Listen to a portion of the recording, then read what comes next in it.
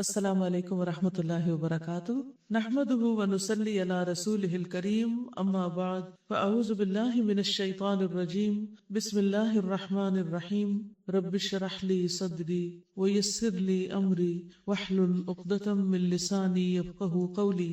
رمضان شہر المواسات، رمضان باہمی ہمدردی کا مہینہ۔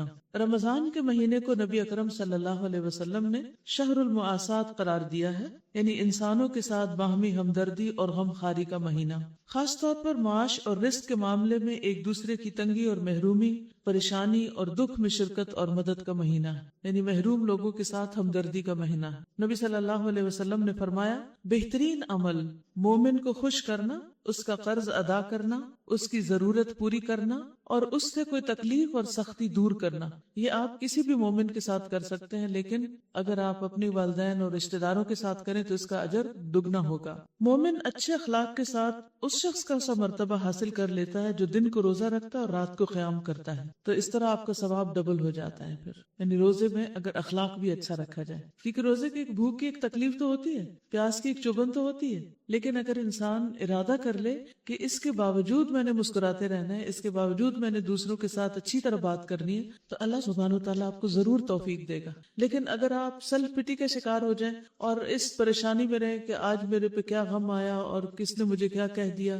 اور میرا کیا بنے گا، تو ان سارے تفکرات کے بوجھ تلے آپ پھر مسکرا نہیں سکتے۔ یہ سب چیزیں زندگی کا حصہ ہیں اور ساتھ رہے گی ساری زندگی، چونکہ امتحان ہے اس لیے کوئی نہ کوئی تکلیف آتی جاتی رہے گی، تو اس میں کیا نہیں بھولنا، اچھے اخلاق کا مظاہرہ کرنا، مسکرانا، دوسروں کی خدمت کرنا، نیکی کے مواقع سے فائدہ اٹھانا۔ روزہ دار کو ماہ رمضان میں خود بھوکا پیاسا رہ کر دل میں ان حاجت مندوں کا درد محسوس کرنے کا موقع ملتا ہے جو اکثر و بیشتر فاقے میں مبتلا رہتے ہیں۔ یوں اس کے دل کے اندر نرمی پیدا ہوتی اور وہ دوسروں کی ضروریات پوری کرنے کے لیے کوشش کرتا ہے۔ رمضان میں اسلاف کی مساجد ان کھانوں سے بھر جایا کرتی تھی جو وہ فقراء اور مساکین کے لیے پیش کیا کرتے تھے، کیونکہ نماز پڑھنے سبھی آتے تھے، اس لیے اکثر لوگ مسجد کو ہی مرکز بناتے کھانا تقسیم کرنے کے لیے۔ تو رمضان میں کھانے سے بھری بھی ہوتی تھی مساجد، کہ کوئی بھی بھوکا نہ رہے، اور جس کو بھی وہ کھلاتے تھے اللہ کی محبت میں کھلاتے تھے، جیسا کہ اللہ تعالیٰ کا ارشاد ہے، وَيُطْعِمُونَ الطَّعَامَ عَلَى حُبِّهِ مِسْكِينًا وَيَتِيمًا وَأَسِيرًا، وہ اللہ کی محبت میں مسکین، یتیم اور قیدی کو کھانا کھلاتے ہیں۔ حضرت عائشہ سے مروی ہے کہ ایک مرتبہ نبی صلی اللہ علیہ وسلم کے پاس کہیں سے گوہ آئی۔ گوہ ایسے ہوتی ہے جیسے بڑی سی چھپکلی، یعنی اس شکل کی ہوتی، اور اہل عرب اس کو کھاتے ہیں۔ آپ سمجھے جیسے خرگوش ہے، وہ بھی تو جانور ہے، ہمارا اصل میں ٹیسٹ نہیں ہے نا، اس لیے تو آپ نے اسے تناول نہیں فرمایا، یعنی آپ کو پسند نہیں تھی اور نہ ہی اس سے منع کیا۔ میں نے عرض کیا، اللہ کے رسول، کیا ہم یہ مسکینوں کو نہ کھلا دیں؟ آپ صلی اللہ علیہ وسلم نے فرمایا، لا تطعموہم مما لا تأکلون، جو چیز تم خود نہیں کھاتے وہ انہیں بھی مت کھلاؤ۔ تو اب یہ کرنے کے کام نیچے موجود ہیں کتاب میں، ان سب کو آپ پڑھ لیجئے، آپ دیکھ لیجئے کہ آپ کس کس کو کھلا سکتے ہیں۔ ان میں سے کوئی نہ کوئی ایسا ضرور ہو سکتا ہے جس کی مدد آپ کر سکتے ہوں، خواہ وہ آپ کے ہمسائے ہوں، دوست ہوں، بیوہ، یتیم، محتاج، بیمار، ہسپتالوں میں مریض، یا ان کے لواحقین جو اٹینڈنٹس ہوتے ہیں، بعض اوقات ان کو روزہ کھولنے کے لیے کچھ بھی نہیں ملتا، اسی طرح قیدی، جیلوں میں لوگ، پھر جو آپ سے خود مانگنے کے لیے آ جائیں، سوالی، پھر اسی طرح یہ کہ ملازمین کو کاموں میں رعایت دیں، گھر کے جو ملازم ہوں، پھر بزرگوں کا احترام، بچوں کے ساتھ شفقت اور محبت کا معاملہ،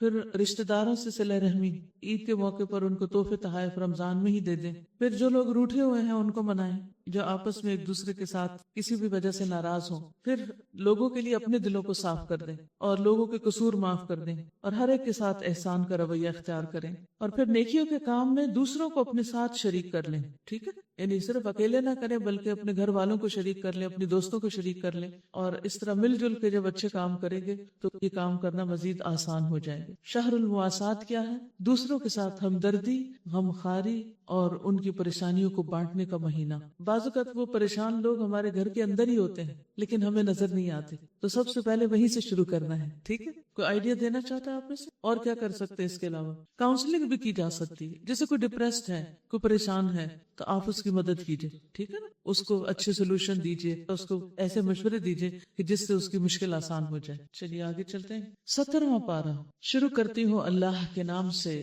جو بے انتہا مہربان، نہایت رحم فرمانے والا ہے۔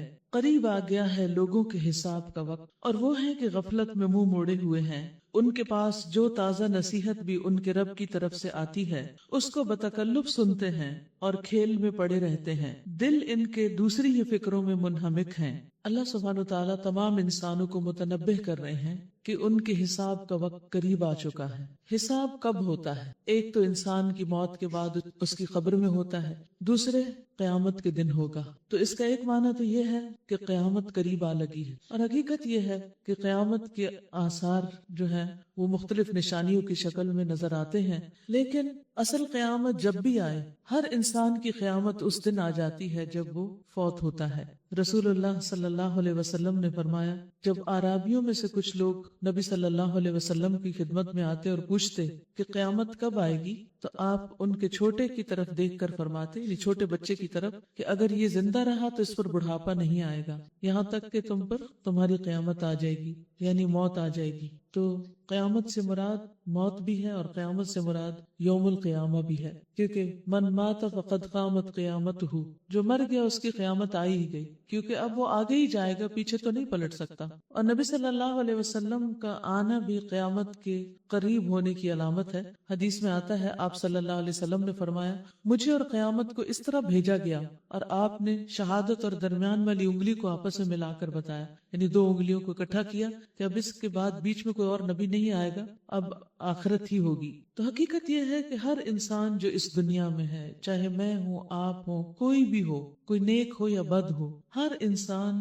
زندگی سے زیادہ موت کے قریب ہے۔ ہمیں اپنے آئندہ 10 سال یا 20 سال جینے کی کوئی گارنٹی نہیں، لیکن یہ معلوم ہے کہ موت ایک دن ضرور آئے گی۔ تو ہم میں سے ہر شخص ہر روز حساب کے قریب کھڑا ہے، کیونکہ موت ہوتے ہی جب قبر میں اتارا جائے گا تو حساب کتاب شروع ہو جائے گا۔ لیکن ہمارا حال کیا ہے کہ ہم کسی بھی یاد دہانی پر کم ہی توجہ کرتے ہیں، اس بارے میں کم ہی سوچتے ہیں۔ اسی لیے اللہ تعالیٰ فرماتے ہیں، لاہیۃ قلوبہم واسروا النجوى، ان کے دل دوسری ہی فکروں میں منہمک ہیں، یعنی زیادہ تر دنیا کی باتوں کے بارے میں سوچتے ہیں۔ ہم سب اگر اپنے پورے وقت کا جائزہ لیں تو زیادہ وقت ہم کس چیز کے بارے میں سوچتے ہیں؟ دنیا کے بارے میں سوچتے ہیں، اور آخرت کے بارے میں کم ہی سوچتے ہیں۔ جبکہ ہماری دنیا تو گزر جائے گی، جیسی بھی گزرے گی، ہر ایک کی گزر جائے گی، بہت اچھی گزری تو بھی، بری گزری تو بھی، لیکن آخرت وہ تو نہیں گزرے گی، وہ تو ہمیشہ ہمیشہ کے لیے ہے۔ تو اس لیے عقل مند وہ ہے جو اپنے زیادہ وقت کا سوچ بچار کا حصہ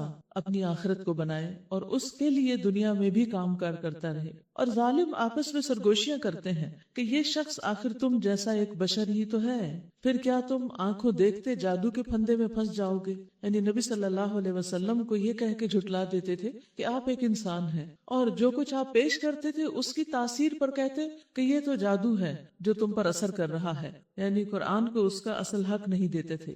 رسول نے کہا، میرا رب ہر اس بات کو جانتا ہے جو آسمان اور زمین میں کی جائے، وہ سمیع اور علیم ہے۔ یہ بات کتنی تسلی دیتی ہے جب کوئی آپ پر جھوٹا الزام لگائے اور آپ نے وہ کام کیا نہ ہو یا وہ بات کی نہ ہو، تو آپ سوچتے ہیں کہ ربی یعلم القول فی السماء والارض، میرا رب قول کو، بات کو جانتا ہے، آسمان میں ہو یا زمین میں ہو، وہو السمیع العلیم، اور وہ سننے والا ہے، جاننے والا ہے۔ یعنی جو پیغمبر کے خلاف وسپرنگ گاسپس کمپین جو چل رہی تھی، وہ اس کا جواب انہوں نے اس کے سوا کچھ نہیں دیا کہ تم لوگ جو باتیں بناتے ہو اس کو رب سن رہا ہے۔ یہ بات انسان کے دل کو ٹھنڈا کر دیتی ہے، کیونکہ ہمارے خلاف کیا کیا باتیں کی جا رہی ہیں، کیا کچھ سوچا جا رہا ہے، وہ خود ہمیں بھی نہیں پتا ہوتا۔ یہ پتا کیا آپ کو معلوم ہے کہ آپ کے بارے میں کس کس نے کیا غیبت کی ہے؟ نہیں پتا۔ یا کون کہاں کیا پلاٹنگ کر رہا ہے؟ نہیں پتا۔ لیکن ربی یعلم القول فی السماء والارض وہو السمیع العلیم بل قالوا اضغاث احلام بل افتراہ بل هو شاعر،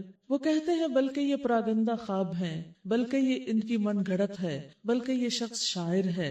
یعنی کوئی الزام ایسا نہیں تھا جو انہوں نے نہ دھرا ہو آپ پر، ورنہ یہ لائے کوئی نشانی جس طرح پرانے زمانے کے رسول نشانیوں کے ساتھ بھیجے گئے تھے۔ حالانکہ ان سے پہلے کوئی بستی بھی جسے ہم نے ہلاک کیا ایمان نہ لائی، اب کیا یہ ایمان لائیں گے؟ اور اے محمد صلی اللہ علیہ وسلم، آپ سے پہلے بھی ہم نے انسانوں ہی کو رسول بنا کر بھیجا تھا جن پر ہم وحی کیا کرتے تھے، یعنی پہلے پیغمبر معجزات لائے لیکن وحی بھی لائے تھے، تو آپ کی طرف بھی وہی بھیجی جا رہی ہے۔ اور آپ صلی اللہ علیہ وسلم کا معجزہ تو خود قرآن تھا جو وحی الہی پر مبنی ہے۔ تم لوگ اگر علم نہیں رکھتے تو اہل کتاب سے پوچھ لو، یعنی اہل کتاب سے پوچھو کہ ان کے پیغمبروں کے پاس کیا آیا تھا۔ یہاں سے ایک اہم بات ہمیں پتہ چلتی ہے کہ جو بات معلوم نہ ہو وہ کسی سے پوچھ لی جائے، سوال کر لیا جائے، کیونکہ سوال کرنے سے انسان کو مشکل سے نجات مل جاتی ہے، اس کا شرح صدر ہو جاتا ہے، اس کا غم دور ہو جاتا ہے۔ لیکن سوال بھی حد کے اندر رہ کر، سوالوں کی کثرت بھی ناپسندیدہ ہے، لیکن سوال کس سے کیا جائے؟ جو اس کا جواب جانتا ہو، اور اگر کوئی اس بات کا اقرار کرے کہ میں نہیں جانتا تو اس کی بات کو مان لیا جائے، کیونکہ بعض لوگ سوال کا جواب دینے کی کوشش کرتے ہیں، ہر حال میں، ہر صورت میں، چاہے جواب آتا ہو یا نہ آتا ہو، تو اس سے بھی پرہیز کرنا چاہیے۔ سوال کرنے کا فائدہ کیا ہے؟ تاکہ انسان غلط کام سے بچ جائے۔ جابر رضی اللہ عنہ کہتے ہیں کہ ہم ایک سفر میں نکلے تو ایک شخص کو پتھر لگ گیا اور اس کے سر میں زخم ہو گیا، پھر اسے احتلام ہو گیا، یعنی ناپاک ہو گیا، تو اس نے اپنے ساتھیوں سے پوچھا کیا تم میرے لیے تیمم کی رخصت پاتے ہو؟ انہوں نے کہا ہم تمہارے لیے کوئی رخصت نہیں پاتے، اور تمہارے پاس پانی ہے تو تم غسل کرو۔ تو اس نے غسل کیا اور مر گیا، یعنی سختی برتی اس کے ساتھ۔ تو کہتے ہیں کہ جب ہم نبی صلی اللہ علیہ وسلم کے پاس پہنچے، آپ کو اس کی خبر دی گئی تو آپ نے فرمایا انہوں نے اس کو قتل کر ڈالا، اللہ انہیں ہلاک کرے۔ انہوں نے پوچھ کیوں نہ لیا؟ اگر نہیں پتا تھا تو خود سے مفتی کیوں بن بیٹھے تھے؟ پوچھ کیوں نہ لیا جبکہ انہیں علم نہ تھا؟ بے شک عاجز جاہل کی شفا سوال کر لینے میں ہے۔ اس شخص کے لیے یہی کافی تھا کہ تیمم کر لیتا اور اپنے زخم پر پٹی باندھ لیتا۔ تو بعض اوقات لا علمی میں انسان فتوے دیتا ہے تو دوسرے کی زندگی برباد ہو جاتی، کوئی جان سے جاتا ہے اور کوئی مال سے جاتا ہے اور کوئی کسی اور چیز سے۔ وما جعلناہم جسدا لا یأکلون الطعام وما کانوا خالدین وما جعلناہم جسدا، اور ان لوگوں کو یعنی ان رسولوں کو ہم نے کوئی ایسا جسم نہیں دیا کہ وہ کھاتے نہ ہوں، وہ فرشتے نہیں تھے، وہ انسان تھے۔ کتنی بڑی دلیل ہے کہ پیغمبر بشر ہوتے ہیں، اور نہ وہ سدا جینے والے تھے، یعنی ان پر بھی موت آئی۔ پھر دیکھ لو کہ آخر کار ہم نے ان کے ساتھ اپنے وعدے پورے کیے اور انہیں اور جس کو ہم نے چاہا بچا لیا، اور حد سے گزر جانے والوں کو ہلاک کر دیا۔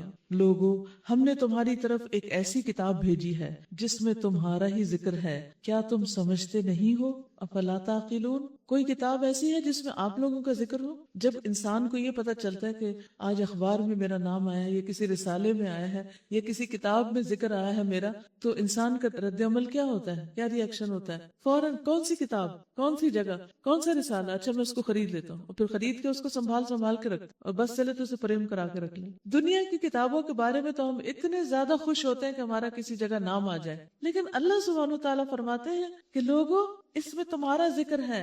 لقد انزلنا الیکم کتابا فیہ ذکرکم، یہ قرآن تمہارے ذکر سے بھرا ہوا ہے۔ افلا تعقلون، کیا تم سمجھتے نہیں ہو؟ یعنی سمجھ بوجھ سے کام نہیں لیتے۔ اور ایک حقیقت ہے کہ آپ جب بھی قرآن پڑھتے ہیں اور سنتے ہیں تو یوں لگتا ہے کہ جیسے یہ میرے بارے میں بات ہو رہی ہے، اس میں میرا ذکر ہو رہا ہو، یہ میری کہانی ہے۔ وَكَمْ قَصَمْنَا مِنْ قَرْيَةٍ كَانَتْ ظَالِمَةً وَأَنشَأْنَا بَعْدَهَا قَوْمًا آخَرِينَ، کتنی ہی ظالم بستیاں ہیں جن کو ہم نے پیس کر رکھ دیا، اور ان کے بعد دوسری کسی قوم کو اٹھایا۔ جب ان کو ہمارا عذاب محسوس ہوا تو لگے وہاں سے بھاگنے، کہا گیا بھاگو نہیں، جاؤ اپنے انہی گھروں اور عیش کے سامانوں میں جن کے اندر تم چین کر رہے تھے، شاید کہ تم سے پوچھا جائے۔ کہنے لگے ہائے ہماری کم بختی، بے شک ہم خطاوار تھے، اور وہ یہی پکارتے رہے یہاں تک کہ ہم نے ان کو کھلیان کر دیا، زندگی کا ایک شرارہ تک ان میں نہ رہا۔ یعنی جن بستیوں نے رب کی بات نہیں مانی، پھر دیکھو کہ ان کا انجام کیا ہوا، ان پر کیسا عذاب آیا، اور عذاب نیچرل ڈیزاسٹرز کی شکل میں آیا۔ ہم نے اس آسمان اور زمین کو اور جو کچھ بھی ان میں ہے کچھ کھیل کے طور پر نہیں بنایا۔ اگر ہم کوئی کھلونا بنانا چاہتے اور بس یہی کچھ ہمیں کرنا ہوتا تو اپنے ہی پاس سے کر لیتے، تم سب کو پیدا کرنے کی ضرورت نہیں تھی، مگر ہم تو باطل پر حق کی چوٹ لگاتے ہیں جو اس کا سر توڑ دیتی ہے۔ یعنی باطل کے پاس کوئی جواب نہیں ہوتا، وہ لاجواب ہو جاتا ہے، ان کے پاس کوئی دلیل نہیں ہوتی، اور وہ دیکھتے دیکھتے مٹ جاتا ہے، اور تمہارے لیے تباہی یا ان باتوں کی وجہ سے جو تم بناتے ہو۔ وَلَهُ مَن فِي السَّمَاوَاتِ وَالْأَرْضِ وَمَنْ عِندَهُ لَا يَسْتَكْبِرُونَ عَنْ عِبَادَتِهِ وَلَا يَسْتَحْسِرُونَ يُسَبِّحُونَ اللَّيْلَ وَالنَّهَارَ لَا يَفْتُرُونَ۔ زمین اور آسمانوں میں جو مخلوق بھی ہے اللہ کی ہے، اور جو فرشتے اس کے پاس ہیں وہ نہ اپنے آپ کو بڑا سمجھ کر اس کی بندگی سے سرتابی کرتے ہیں اور نہ ملول ہوتے ہیں، تھکتے ہی نہیں، شب و روز اس کی تسبیح کرتے رہتے ہیں، دم نہیں لیتے۔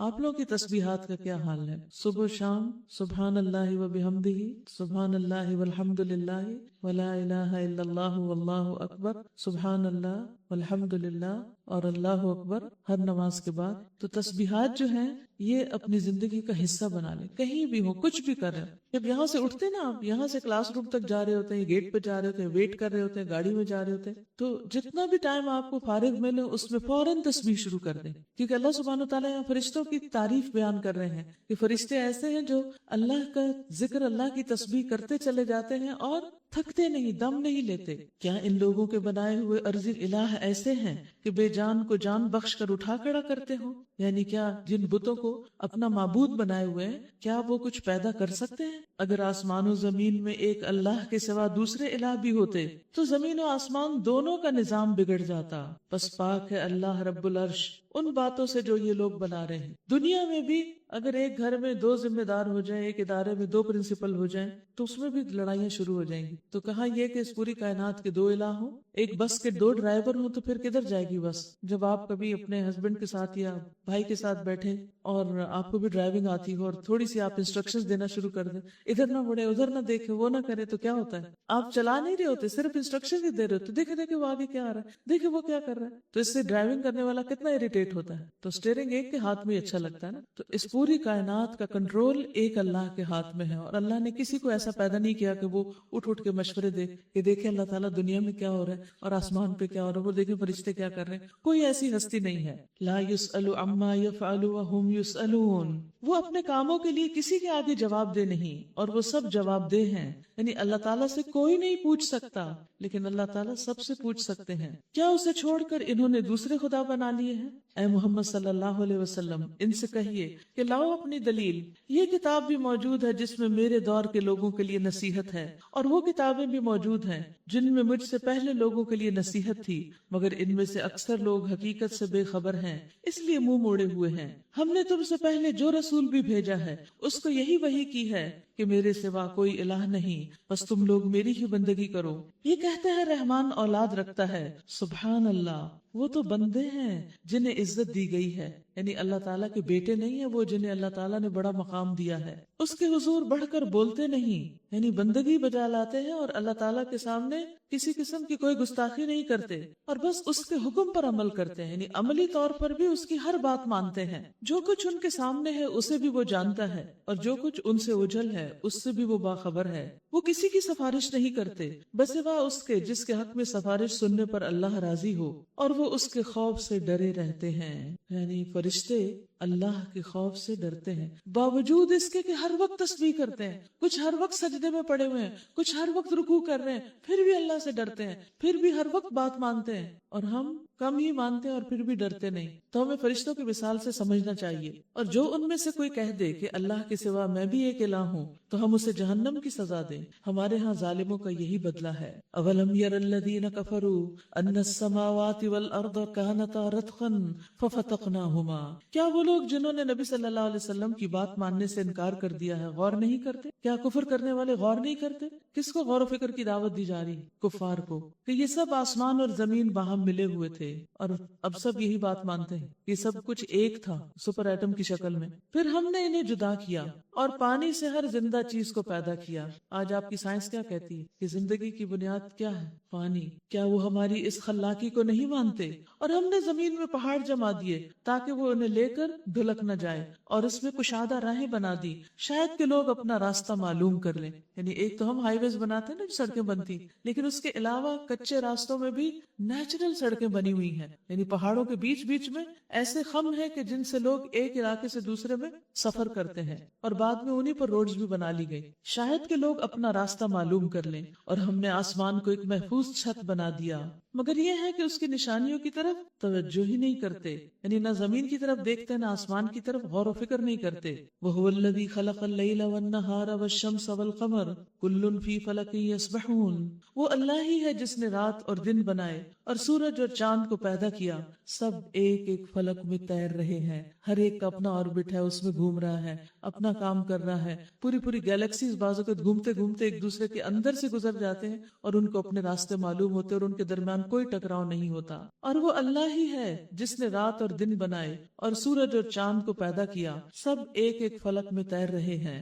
اور اے محمد صلی اللہ علیہ وسلم، ہمیشگی تو ہم نے آپ سے پہلے بھی کسی انسان کے لیے نہیں رکھی، یعنی اس دنیا میں کوئی ہمیشہ زندہ نہیں رہا۔ افإن مت فهم الخالدون، کیا پھر اگر آپ فوت ہو گئے تو کیا یہ ہمیشہ رہیں گے؟ کل نفس ذائقۃ الموت ونبلوکم بالشر والخیر فتنہ والینا ترجعون، ہر جاندار کو موت کا مزہ چکھنا ہے اور ہم اچھے اور برے حالات میں ڈال کر تم سب کی آزمائش کر رہے ہیں، آخر کار تمہیں ہماری ہی طرف پلٹنا ہے۔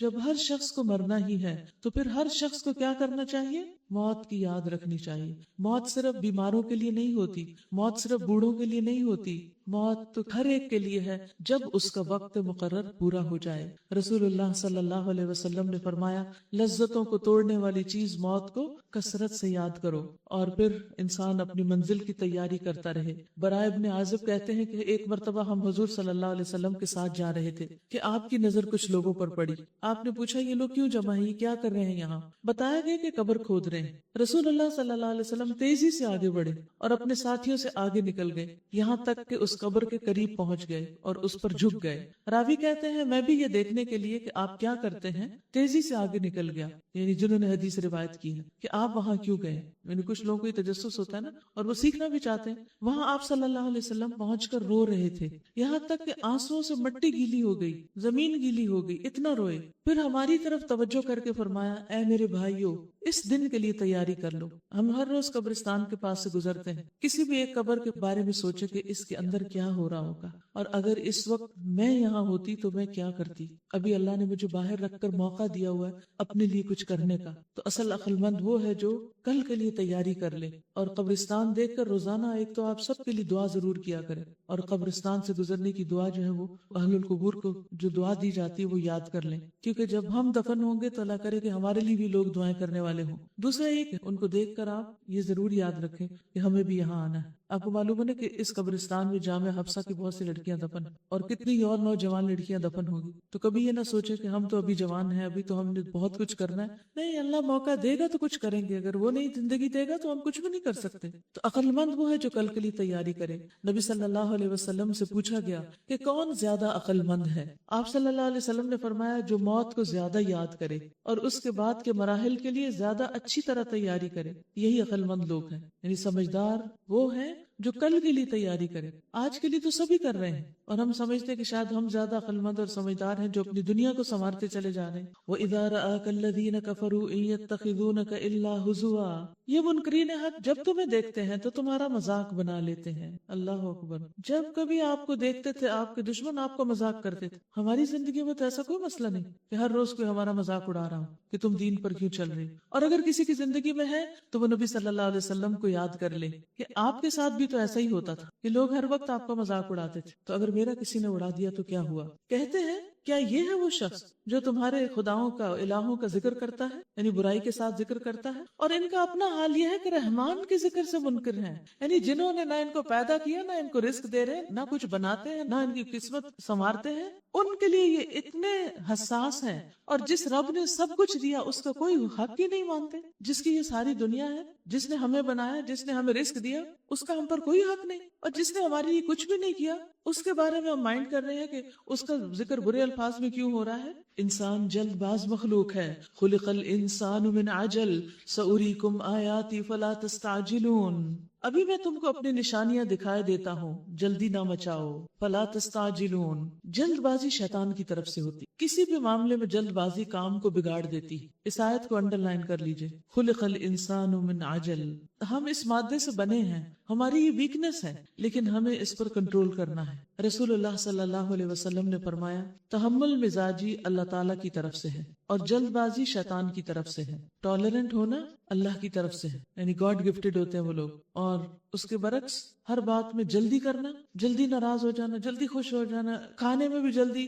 اور ہر کام میں مجھے بعض کو سمجھ نہیں آتی کہ جلدی کس چیز کی ہوتی ہے. جیسے یہاں سے ہم نکل کے جا رہے ہوتے ہیں باہر کلاس کے بعد، تو ایک دوسرے کو دھکے دینے کی ضرورت ہوتی ہے کوئی، یا کسی کو کہنے کہ ہٹو ہٹو مجھے گزرنا ہے؟ بھائی دوسرے کو بھی تو گزرنا ہے، صرف آپ کو تھوڑی گزرنا ہے. جب سڑک پہ ہوتے ہیں ہم تو کیا کرتے ہیں؟ ہارن بجانا شروع کر دے. بھائی آگے راستہ بند ہے، وہ غریب کہاں سے گزرے؟ آپ ہارن بجائیں گے بھی تو وہ نہیں جا سکتا، لیکن آپ سب کے لیے ٹربل کریٹ کر رہے ہیں. پھر اسی طرح اور ہم کیا کرتے ہیں؟ صحیح جگہ پارکنگ ہی نہیں کرتے. کیوں؟ جلدی میں، اوہ میرا لیسن چلا جائے گا، میں فوراً بس جہاں بھی ڈبل پارکنگ کر کے آ جاتے ہیں. کیا دین پڑھنے والے لوگ ایسے ہی ہوتے ہیں؟ پھر اسی طرح اکثر مجھے یعنی کوئی فلائٹ ایسی میں نے نہیں دیکھی جب بھی میں ٹریول کرتی ہوں کہ جب جہاز ابھی رک نہیں رہا تو لوگ دڑ دڑ بیلٹیں کھول کے کھڑے ہو جاتے ہیں اور سامان اتارنے لگتے ہیں. اور ایک دفعہ تو میرے سر پہ کسی کا سامان گرا، بلکہ میں بیٹھی رہتی ہوں اکثر کہ سب نکل جائیں، سب نے باہر ہی جانا ہے، کوئی جہاز میں رہنے نہیں دے گا. اگر ہم بیٹھنا بھی چاہیں تو وہ ہمیں نکال دیں گے یہاں سے. تو اس لیے کوئی پریشانی کی بات نہیں ہے کہ ہم جلدی کیوں نہیں نکل پا رہے. دیکھیے تو مجھے دیکھ کر حیرت ہوتی ہے کہ یعنی کس بات کی جلدی؟ باہر جانا ہے، امیگریشن کی لائنز میں کھڑے ہونا ہے، وہ تو آپ کو جلدی نہیں کریں گے، آپ کی باری آئے گی تو نکلیں گے. بعض لوگ اس میں چلو جلدی پار ہو گئے تاکہ سامان آنے میں دیر لگتی، وہ تو آپ کو ویٹ کرنا ہے، سامان کے بغیر تو گھر نہیں جاتے. سامان مل گیا تو باہر آ کے گاڑی پارکنگ میں ویٹ کرتے ہیں کہ وہ سامنے آئے یا وہاں تک لے کر جائیں، اور پھر اس کو وہاں سے پارکنگ سے نکلنے میں دیر لگتی ہے. تو ہر جگہ انسان کو صبر کرنا پڑتا ہے. تو جلدی کس بات کی؟ کیوں بھگدڑ مچائی ہوئی ہے؟ وہ تحمل اور بردباری اور سکون سے کام کرنا، وقار سے کام کرنا، یہ انسان کے اچھے اخلاق کی علامت ہوتی، مومن کی علامت ہے. تحمل سے کام کرنا نبوت کا 24واں حصہ ہے، پیغمبرانہ اخلاق ہے، یہ معمولی چیز نہیں ہے. نبی صلی اللہ علیہ وسلم نے فرمایا اچھی خصلتیں تحمل سے کام کرنا، میانہ روی اختیار کرنا نبوت کے 24 حصوں میں سے ایک حصہ ہے. تحمل سے کام، میانہ روی، ماڈریٹ رویہ اختیار کرنا، اعتدال سے کام لینا. وَيَقُولُونَ مَتَى هَذَا الْوَعْدُ إِن كُنتُمْ صَادِقِينَ. یہ لوگ کہتے ہیں آخر یہ دھمکی کب پوری ہوگی اگر تم سچے ہو. یہ بھی جلد بازی تھی ان کی. قیامت کیوں نہیں آ جاتی؟ عذاب کیوں نہیں آتا؟ کاش ان کافروں کو اس وقت کا کچھ علم ہوتا جب یہ نہ اپنے منہ آگ سے بچا سکیں گے، نہ اپنی پیٹھیں، نہ ان کو کہیں سے کوئی مدد پہنچ سکے گی. یعنی جب عذاب آ جائے گا تو پھر کوئی ٹال نہیں سکے گا، ہٹا نہیں سکے گا ان سے. وہ بلا اچانک آئے گی اور انہیں اس طرح یکلخ دبوچ لے گی کہ یہ نہ اس کو دفع کر سکیں گے اور نہ ان کو لمحہ بھر کی مہلت مل سکے گی. مذاق آپ سے پہلے بھی رسولوں کا اڑایا جا چکا ہے، مگر ان کا مذاق اڑانے والے اسی چیز کے پھیر میں آ کر رہے جس کا وہ مذاق اڑاتے تھے. اے محمد صلی اللہ علیہ وسلم ان سے کہیے کون ہے جو رات کو یا دن کو تمہیں رحمان سے بچا سکتا ہو مگر یہ اپنے رب کی نصیحت سے منہ موڑ رہے ہیں. کیا یہ کچھ ایسے خدا رکھتے ہیں جو ہمارے مقابلے میں ان کی حمایت کرے؟ وہ تو نہ خود اپنی مدد کر سکتے ہیں اور نہ ہماری ہی تائید ان کو حاصل ہے. اصل بات یہ ہے کہ ان لوگوں کو اور ان کے آباء و اجداد کو ہم زندگی کا سر و سامان دیے چلے گئے یہاں تک کہ ان کو دن لگ گئے. یعنی ہماری مہربانی اور ہماری توجہ سے، پرورش سے ان کے اندر فخر اور غرور کی کیفیت پیدا ہو گئی کہ ہمیں کوئی پکڑ نہیں سکتا. نافرمانیوں کے باوجود جب انہیں سب کچھ ملتا رہا تو انہوں نے سمجھا کہ آئندہ بھی ایسا ہی ہوتا رہے گا، تو ان کو بھول ہو گئی. مگر کیا انہیں نظر نہیں آتا کہ ہم زمین کو مختلف سمتوں سے گھٹاتے چلے آ رہے ہیں؟ پھر کیا یہ غالب آ جائیں گے؟ گھٹانے کی ایک شکل تو یہ تھی کہ ان پر دائرہ تنگ ہوتا چلا جا رہا تھا. زیادہ تر حصہ اہل عرب کا مسلمان ہو رہا تھا تو ظاہر ہے کہ ان کے اوپر گھیرا تنگ ہو رہا تھا. دوسرا یہ کہ فزیکل سینس میں بھی اب یہ کہا جا رہا ہے کہ زمین جو ہے وہ شرنک ہو رہی ہے. یعنی زمین پہلے زیادہ پھیلی ہوئی تھی، ہوتے ہوتے اس شیپ میں ہے اور اس سے بھی زیادہ شرنک ہو رہی. اور جب زمین کا انر کور پر پریشر بڑھے گا تو پھر کیا ہوگا؟ شرنک، سب کچھ ختم ہو جائے گا. پھر انسان کیا کر سکے گا؟ اس کے بس میں تو کچھ بھی نہیں رہے گا. تو مراد اس سے یہ ہے کہ انسان کبھی بھی یہ سوچ کر کہ میرے پاس بہت وسائل ہیں اور میں بہت کچھ کر سکتا ہوں اس لیے مجھے کوئی پکڑ نہیں سکتا، نہیں. اللہ تعالیٰ فرماتا ہے پکڑنا اس کے لیے کچھ بھی مشکل نہیں. قل انما انذرکم بالوحی، ان سے کہہ دیجئے کہ میں تو وحی کی بنا پر تمہیں متنبع کر رہا ہوں، یعنی جو کچھ تمہیں بتا رہا ہوں اس کی بنیاد وحی الہی ہے. مگر بہرے پکار کو نہیں سنا کرتے جبکہ انہیں خبردار کیا جائے، اور اگر تیرے رب کا عذاب ذرا سا انہیں چھو جائے تو ابھی چیخ اٹھیں گے کہ ہائے ہماری کم بختی، بے شک ہم خطاوار تھے. پھر انہیں اپنی غلطیاں سب نظر آنے لگے گی. قیامت کے روز ہم ٹھیک ٹھیک تولنے والے ترازو رکھ دیں گے. یاد رکھیے قیامت کے دن ہمارے سارے اعمال کا وزن ہوگا، سارے اعمال کا، اور ہمیں اس پر ایمان رکھنا چاہیے. پھر کسی شخص پر ذرہ برابر ظلم نہ ہوگا، جس کا رائی کے دانے برابر بھی کچھ کیا دھرا ہوگا وہ ہم سامنے لے آئیں گے. اللہ اکبر. ایک ڈاٹ بھی اگر کہیں ڈالا ہوگا ایکسٹرا تو وہ بھی سامنے آ جائے گا، اور حساب لگانے کے لیے ہم کافی ہیں. قیامت کے دن جو انصاف کے ترازو ہوں گے ان کے بارے میں حدیث میں آتا ہے، حضرت عائشہ رضی اللہ تعالیٰ عنہا سے مروی ہے کہ رسول اللہ صلی اللہ علیہ وسلم کے ایک صحابی آپ کے سامنے بیٹھے اور کہنے لگے، یا رسول اللہ صلی اللہ علیہ وسلم، میرے کچھ غلام ہیں، میرے کچھ کام کرتے ہیں لوگ، وہ مجھ سے جھوٹ بولتے ہیں، خیانت کرتے ہیں، میرا کہنا مانتے بھی اور نہیں بھی مانتے، پھر میں انہیں مارتا ہوں جب وہ بات نہیں مانتے، برا بھلا کہتا ہوں، گالی گلوچ کرتا ہوں، تو میرا ان کے ساتھ کیا معاملہ رہے گا؟ یعنی آخرت میں میرا کیا حساب ہوگا؟ کیا میں چھوٹ جاؤں گا؟ رسول اللہ صلی اللہ علیہ وسلم نے ان کو فرمایا، ان کی خیانت اور جھوٹ اور نافرمانی اور تمہاری سزا کا حساب لگایا جائے گا، سب ان کی خیانتیں جمع کر لی جائیں گی، سب جھوٹ اکٹھے کر لیے جائیں گے، اور تم نے جتنی دفعہ ان کو مارا ہوگا وہ بھی سارا گن لیا جائے گا۔ تو دونوں چیزوں کو، اس کے قصور اور تمہاری جو سزا ہے، دونوں آمنے سامنے رکھ دی جائے گی۔ اگر تمہاری سزا ان کے گناہوں کے برابر نکلی تو معاملہ برابر ہو جائے گا، کچھ بھی لینا دینا نہیں، اور یہ تمہارے حق میں ہوگا اور نہ تمہارے خلاف۔ اور اگر سزا ان کے گناہوں سے زیادہ ہوئی، ان کے گناہ کم تھے اور تم نے مارا زیادہ، تو اس اضافے کا تم سے بدلہ لیا جائے گا۔ اس پر وہ آدمی رسول اللہ صلی اللہ علیہ وسلم کے سامنے رونے لگا اور چلانے لگا کہ اچھا مجھ سے بدلہ لیا جائے گا میرے غلاموں کا، یعنی اس کو اتنی پریشانی ہوئی۔ نبی صلی اللہ علیہ وسلم نے فرمایا، کیا یہ آیت قرآن میں نہیں پڑھتے ہو؟ وَنَدَعُ الْمَوَازِينَ الْقِسْطَ لِيَوْمِ الْقِيَامَةِ فَلَا تُظْلَمُ نَفْسٌ شَيْئًا وَإِنْ كَانَ مِثْقَالَ حَبَّةٍ مِّنْ خَرْدَلٍ أَتَيْنَا بِهَا وَكَفَى بِنَا حَاسِبِينَ۔ قیامت کے روز ہم ٹھیک ٹھیک تولنے والے ترازو رکھ دیں گے، پھر کسی شخص پر ذرہ برابر ظلم نہ ہوگا، جس کا رائی کے دانے برابر بھی کچھ کیا دھرا ہوگا وہ ہم سامنے لے آئیں گے، اور حساب لگانے کے لیے ہم کافی ہیں۔ تو اس لیے بہت ضروری ہے کہ انسان جب کسی سے لین دین کا معاملہ کرے، کسی کو کچھ یعنی کہ چیزوں کا تبادلہ ہوتا ہے یا کسی کا اس کا حق لوٹانا ہوتا ہے، تو کوشش کیا کرے کہ حق سے زائد ڈالے، برابر کا معاملہ نہ ہو، کہیں ایسا نہ ہو کہ ترازو ہماری طرف سے اڑ جائے، کم نہ ہو جائے اور مشکل نہ پڑ جائے، کیونکہ وہاں تو صرف نیکیاں ہوگی۔ تو پھر وہی سبق دہرا لیجئے کہ ہر ایک کو دینے والے بنیے، جب آپ دینے والے ہوں گے کل کو کیا ہوں گے؟ لینے والے، پھر آپ کو ملتا چلا جائے گا۔ وَلَقَدْ آتَيْنَا مُوسَى وَهَارُونَ الْفُرْقَانَ وَضِيَاءً وَذِكْرًا لِّلْمُتَّقِينَ۔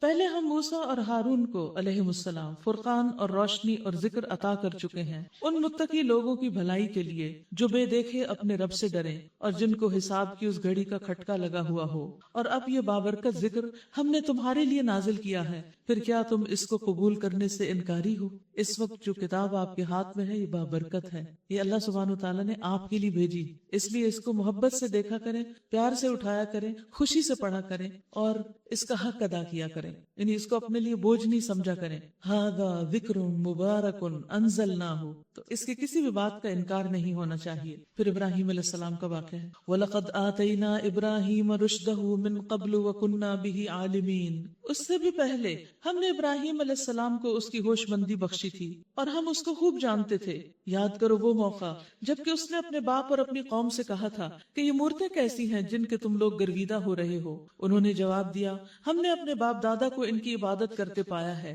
اس نے کہا، تم بھی گمراہ ہو اور تمہارے باپ دادا بھی سری گمراہی میں پڑے ہوئے تھے۔ انہوں نے کہا، کیا تو ہمارے سامنے اپنے اصلی خیالات پیش کر رہا ہے یا مذاق کرتا ہے؟ اس نے جواب دیا، نہیں، بلکہ فی الواقع تمہارا رب وہی ہے جو زمین اور آسمانوں کا رب اور ان کا پیدا کرنے والا ہے۔ اس پر میں تمہارے سامنے گواہی دیتا ہوں، اور اللہ کی قسم میں تمہاری غیر موجودگی میں ضرور تمہارے بتوں کی خبر لوں گا۔ چنانچہ اس نے ان کو ٹکڑے ٹکڑے کر دیا اور صرف ان کے بڑے کو چھوڑ دیا تاکہ شاید وہ اس کی طرف رجوع کریں، اس سے پوچھیں۔ انہوں نے آ کر بتوں کا یہ حال دیکھا تو کہنے لگے، ہمارے الہوں کا یہ حال کس نے کر دیا؟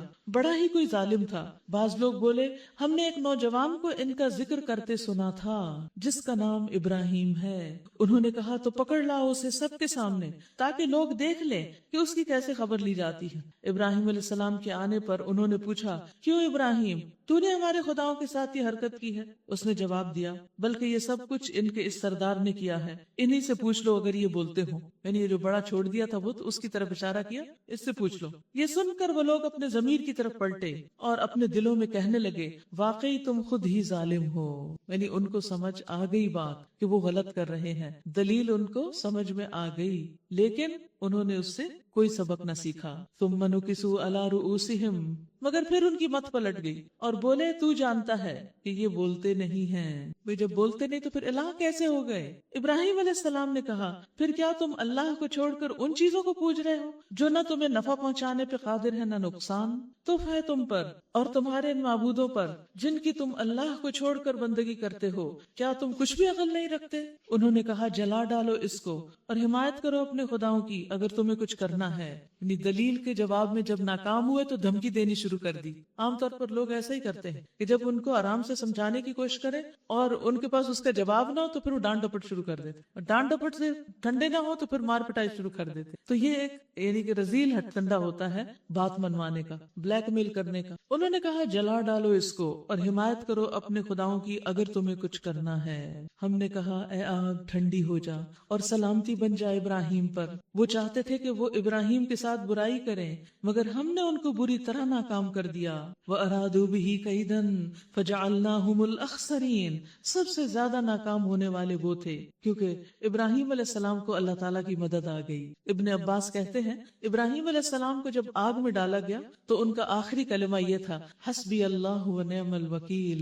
مجھے اللہ کافی ہے اور وہ بہترین کارساز ہے. اور کہتے ہیں کہ زمین کے سب جانوروں نے آگ بجھانے میں اپنا حصہ ڈالا سوائے گرگٹ کے. آپ صلی اللہ علیہ وسلم نے فرمایا ابراہیم علیہ السلام کو جب آگ میں ڈالا گیا تو زمین کے ہر جانور نے آگ بجھانے کی کوشش کی. ایک روایت میں آتا نا کہ ایک چڑیا اپنی چونچ میں ایک قطرہ پانی بھر کے لا رہی تھی تو اسے کہا کہ اس سے کیسے آگ بجھے گی، اتنا بڑا الاؤ ہے. اس نے کہا کل تاکہ میں اللہ کو کہہ سکوں کہ تیرے دوست کو بچانے کے لیے میں نے اپنا کام کر لیا تھا، میری بس ہمت اتنی تھی، میری استطاعت اتنی تھی، میری چونچ کا پانی. تو اسی طرح ہم سب کے بھی وسائل تھوڑے تھوڑے ہوتے ہیں تو ہماری چونچ میں بھی جتنا پانی ہے وہ دین کے دفاع میں لگا دینا چاہیے، اس کو بچا بچا کے نہیں رکھنا چاہیے. جو کچھ ہمیں آتا ہے اس کو استعمال کریں. وَنَجَّيْنَاهُ وَلُوطًا إِلَى الْأَرْضِ الَّتِي بَارَكْنَا فِيهَا لِلْعَالَمِينَ. اور ہم اسے اور لوط کو بچا کر اس سرزمین کی طرف نکال لے گئے جس میں ہم نے دنیا والوں کے لیے برکتیں رکھی ہیں، یعنی شام اور فلسطین کی زمین. اور اس کی برکتیں مادی بھی ہیں اور روحانی بھی ہیں.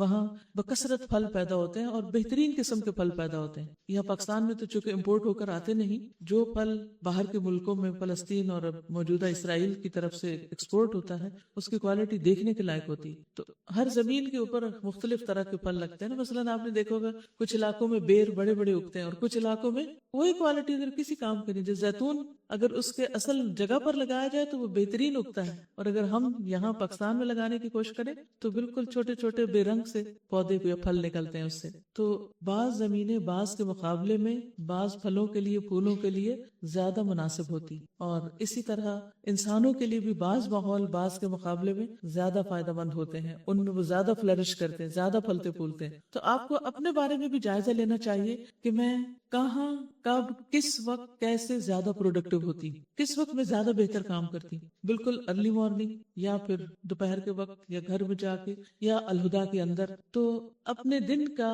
وہ حصہ جس پر آپ خوش ہوتے ہیں، مطمئن ہوتے ہیں کہ بہت اچھے کام میں گزرا اور آپ سمجھتے ہیں واقعی آپ نے کچھ کیا، تو وہ کیا ہوتا ہے اس کو بھی ذہن میں رکھیے، کیونکہ اس وقت کی برکت ہوتی ہے، بعض اوقات اس کام کی برکت ہوتی ہے، اس جگہ کی برکت ہوتی ہے. اس وقت کلام اللہ کی برکت ہے. تو اللہ سبحانہ و تعالیٰ نے بعض کلام بابرکت بنائے ہیں، بعض جگہ بابرکت بنائی ہیں. اور برکت کا مطلب کیا ہوتا ہے؟ خیر کثیر، یعنی بہت زیادہ اس جگہ پر خیر ڈال دیا. بعض دن بعض راتیں بعض مہینے ایسے ہوتے ہیں کہ ان میں عام دنوں کی نسبت بہت ساری عبادت ہو جاتی ہے. وَوَهَبْنَا لَهُ إِسْحَاقَ، اور ہم نے اسے اسحاق عطا کیا، اور یعقوب اس پر مزید یعنی پوتا بھی دیا، اور ہر ایک کو صالح بنایا، اور ہم نے ان کو امام بنا دیا. سب امام تھے، لیڈرز جو ہمارے حکم سے رہنمائی کرتے تھے، یعنی منمانی نہیں کرتے تھے، ہماری بات کے مطابق آگے بتاتے. اور ہم نے انہیں وحی کے ذریعے نیک کاموں کی اور نماز قائم کرنے اور زکوٰۃ دینے کی ہدایت کی، اور وہ سب ہمارے عبادت گزار تھے.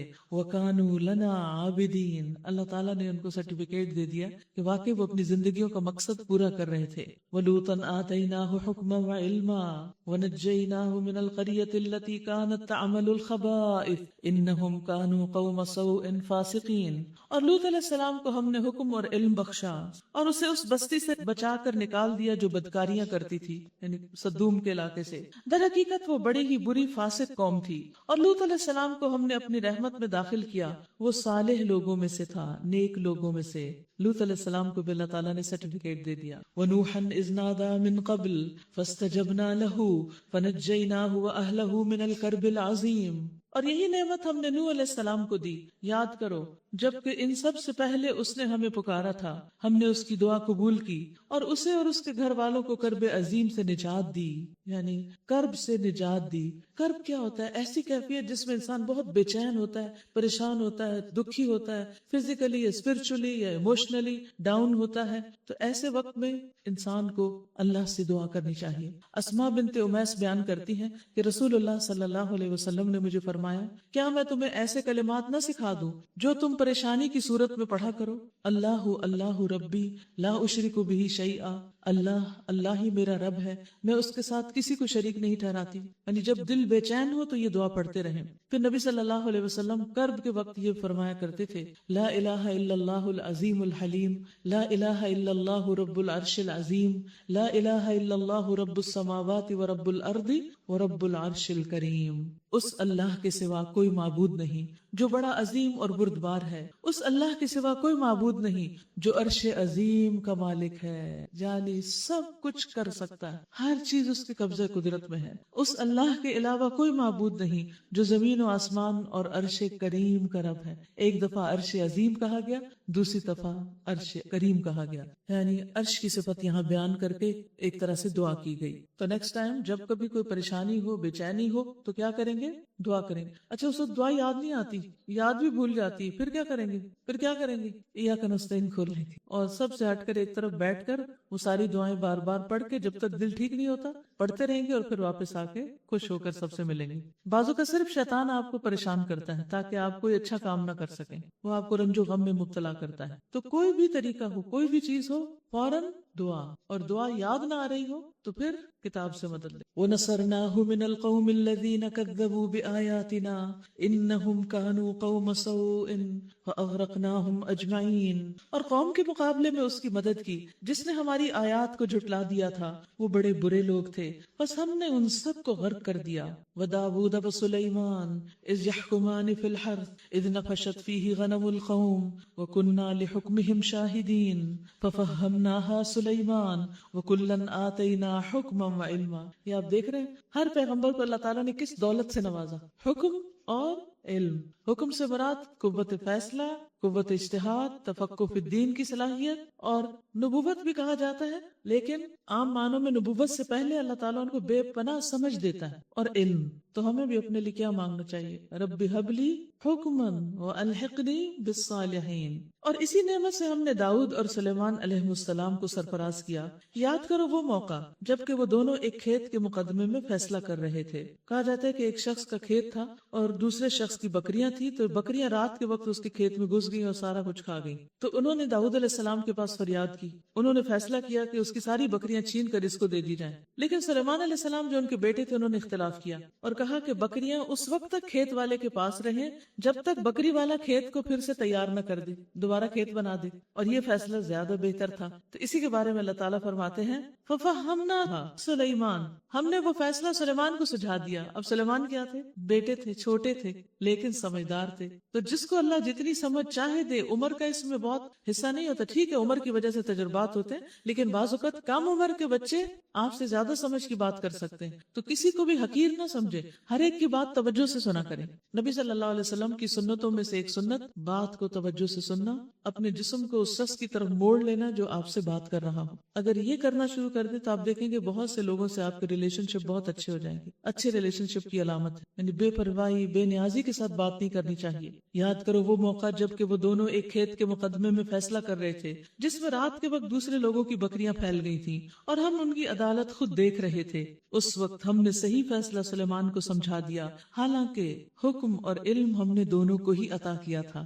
حکم اور علم کے ہوتے ہوئے بھی پھر بعض لوگوں کے پاس دوسروں کی نسبت اور زیادہ ہوتا ہے. اب اس میں آپ دیکھیے پیچھے بھی حضرت یوسف علیہ السلام چھوٹے بھائی تھے، یعنی چھوٹے سے بڑے تھے، سمجھ میں سب بھائیوں سے زیادہ تھے. ہارون علیہ السلام کے مقابلے میں موسیٰ علیہ السلام چھوٹے تھے لیکن سمجھ اور روب میں کہیں زیادہ تھے. اسی طرح یہاں پر ہم دیکھتے ہیں کہ داؤد اور سلیمان علیہ السلام میں سلیمان علیہ السلام چھوٹے ہیں لیکن سمجھ میں زیادہ ہیں، تو کبھی کسی کو چھوٹا سمجھ کر نظر انداز نہ کریں.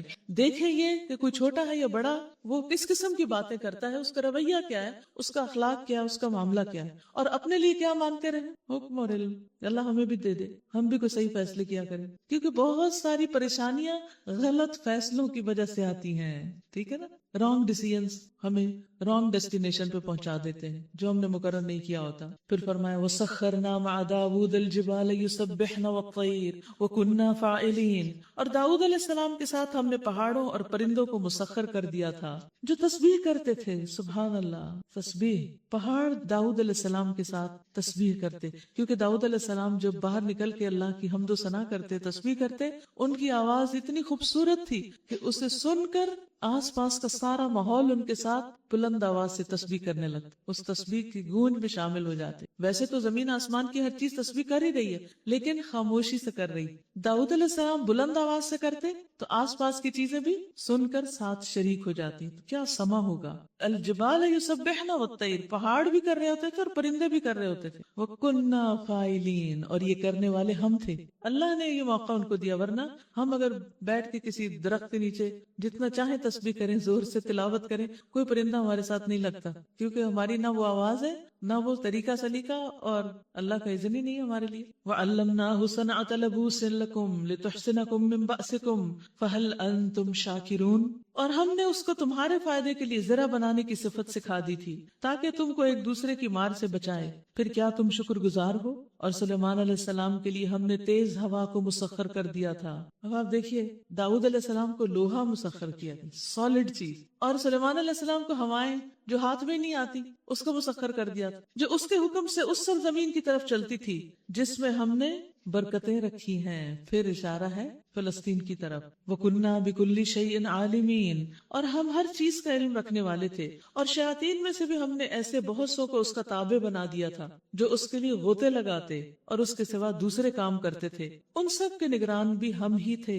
اللہ سبحانہ وتعالیٰ نے جن مسخر کیے سلیمان علیہ السلام کے لیے، جو ان کے فزیکل کام بھی کرتے تھے، سمندروں میں ڈوب کے جا کے موتی نکال لاتے تھے، اور ان کے لیے پہاڑ توڑتے اور پہاڑوں میں عمارتیں بناتے اور بڑے بڑے کام کرتے. یعملون عملا دون ذلک، عمارتیں بناتے ان کے لیے. وَكُنَّا لَهُمْ حَافِظِينَ، اور ان کے نگران ہم تھے، یعنی ہم دیکھ رہے تھے کہ یہ کیا کر رہے ہیں. كُنَّا فَاعِلِينَ كُنَّا حَافِظِينَ كُنَّا لَهُمْ حَافِظِينَ، یعنی اس سے پتہ یہ چلتا ہے کہ بڑی سے بڑی چیز جو انسان کر گزرے اس کے بعد اس کو یہ سوچنا چاہیے، یا اس کے دوران بھی، کہ یہ سب کچھ اللہ رب العزت کے فضل سے ہوا ہے، ورنہ میں کہاں اور یہ کام کہاں. وَأَيُّوبَ إِذْ نَادَى رَبَّهُ أَنِّي مَسَّنِيَ الضُّرُّ وَأَنْتَ أَرْحَمُ الرَّاحِمِينَ. اور یہی ہوش مندی اور حکم اور علم کی نعمت ہم نے ایوب کو دی تھی علیہ السلام.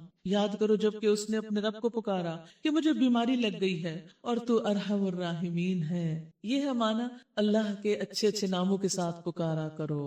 یہاں آپ دیکھیں انہوں نے کیا مانگا ہے کہ اللہ تو مجھے صحت دے دے، جلدی دے دے، آج ہی دے دے، میری بیماری دور کر دے، فوراً کر دے. ایسا تو نہیں کہا. کیا کہا؟ بس اپنا حال بتایا.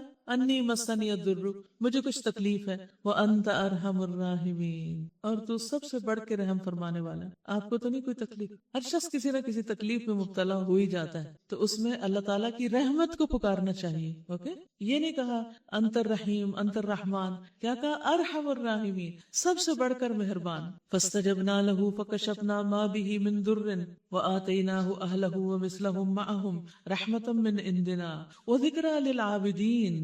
اور ہم نے اس کی دعا قبول کر لی اور جو تکلیف اسے تھی اس کو دور کر دیا.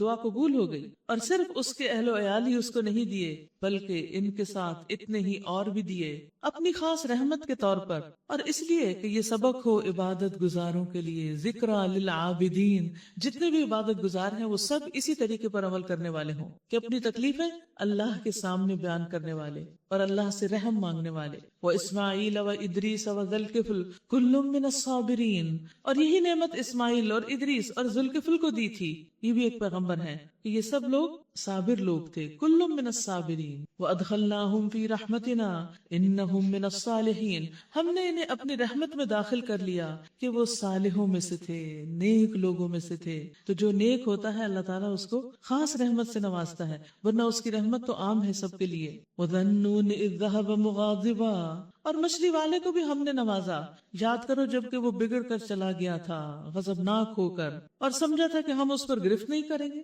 یعنی انہوں نے خیال کیا کہ قوم پر اب عذاب آنے ہی والا ہے، اس لیے میں پہلے ہی چلا جاتا ہوں، اب ان کو تو ختم ہونا ہی ہونا ہے، تو چند لمحے اور صبر نہیں کی، جلدی کی۔ فظن ان لن نقدر علیہ، تو انہوں نے سمجھا کہ ہم اس پر قادر نہیں، ہم اس کی گرفت نہ کریں گے، ہم پکڑیں گے نہیں۔ تو کیا ہوا، وہ وہاں سے چلتے چلتے سمندر کے کنارے پہنچے، کشتی میں بیٹھے اور کشتی سے سمندر کے اندر گرا دیے گئے، اور پھر وہ مچھلی کے پیٹ تک پہنچ گئے، جو خود بھی اندھیرا تھا اور اوپر سے سمندر کے اندھیرے، اور مچھلی ان کو لے کے وہ نیچے چلی گئی۔ تو ان اندھیروں میں، غم کا اندھیرا، مچھلی کے پیٹ کا اندھیرا، سمندر کا اندھیرا، ان بہت سے اندھیروں میں انہوں نے پکارا، اللہ الہ الا انت سبحانک انی کنت من الظالمین، نہیں ہے کوئی الہ مگر تو ہی، پاک ہے تیری ذات، بے شک میں نے قصور کیا، میری غلطی تھی۔ تب ہم نے اس کی دعا قبول کی اور غم سے اس کو نجات بخشی، اور اسی طرح ہم مومنوں کو بچا لیا کرتے ہیں، اسی طرح ہم مومنوں کو بچا لیا کرتے ہیں۔ یاد رکھیے کہ انسان کے اوپر پکڑ اس کی غلطیوں کی وجہ سے آتی ہے، لیکن ہم جب پکڑے جاتے ہیں تو پھر اپنی غلطی کو بھول جاتے ہیں، ہم دوسروں کو بلیم کرنے لگتے۔ تو سب سے پہلا کام کسی بھی مشکل کے وقت میں کیا کرنا چاہیے، اپنی غلطی کو یاد کرنا چاہیے، اور آپ یقین کیجئے کہ اگر آپ کی نیت درست ہوگی، اللہ سبحانہ وتعالی بالکل صحیح طرح آپ کے سامنے پورا آپ کا قصور لا کے رکھ دیں گے، یہ غلطی کی تھی تم نے، وہ غلطی جو آپ کو بھول چکی ہوگی وہ آپ کے سامنے آ جائے گی کہ اچھا یہ غلطی کی تھی میں نے، انا للہ و انا الیہ راجعون۔ تو پھر خاص طور پر وہ غلطی جب یاد آئے اس کو سامنے رکھ کر دعائیں کرے تو دعائیں جلدی قبول ہوں گی، کیونکہ آیت کریمہ کا مقصد یہی ہے۔ لیکن ہم نے آیت کریمہ کا مقصد اور طریقہ کار کیا بنا لیا کہ جنہوں نے قصور کیا ہوتا ہے وہ تو آیت کریمہ پڑھتے نہیں، گھیر گھار کے محلے سے لوگ اکٹھے کر لیتے اور وہ بھی بیزار ہو کر بیٹھ کر تسبیحاں پڑھتے رہتے ہیں، اور بیچارے معصوم وہ اپنے آپ کو گناہگار قرار دیتے رہتے ہیں کہ ہم گناہگار ہیں، اور گھر والے کیا کرتے ہیں، سموسے تلتے رہتے ہیں، کھانے پکاتے رہتے ہیں، اسی لیے پھر سارے محلے کے مسئلے حل ہو جاتے ہیں اور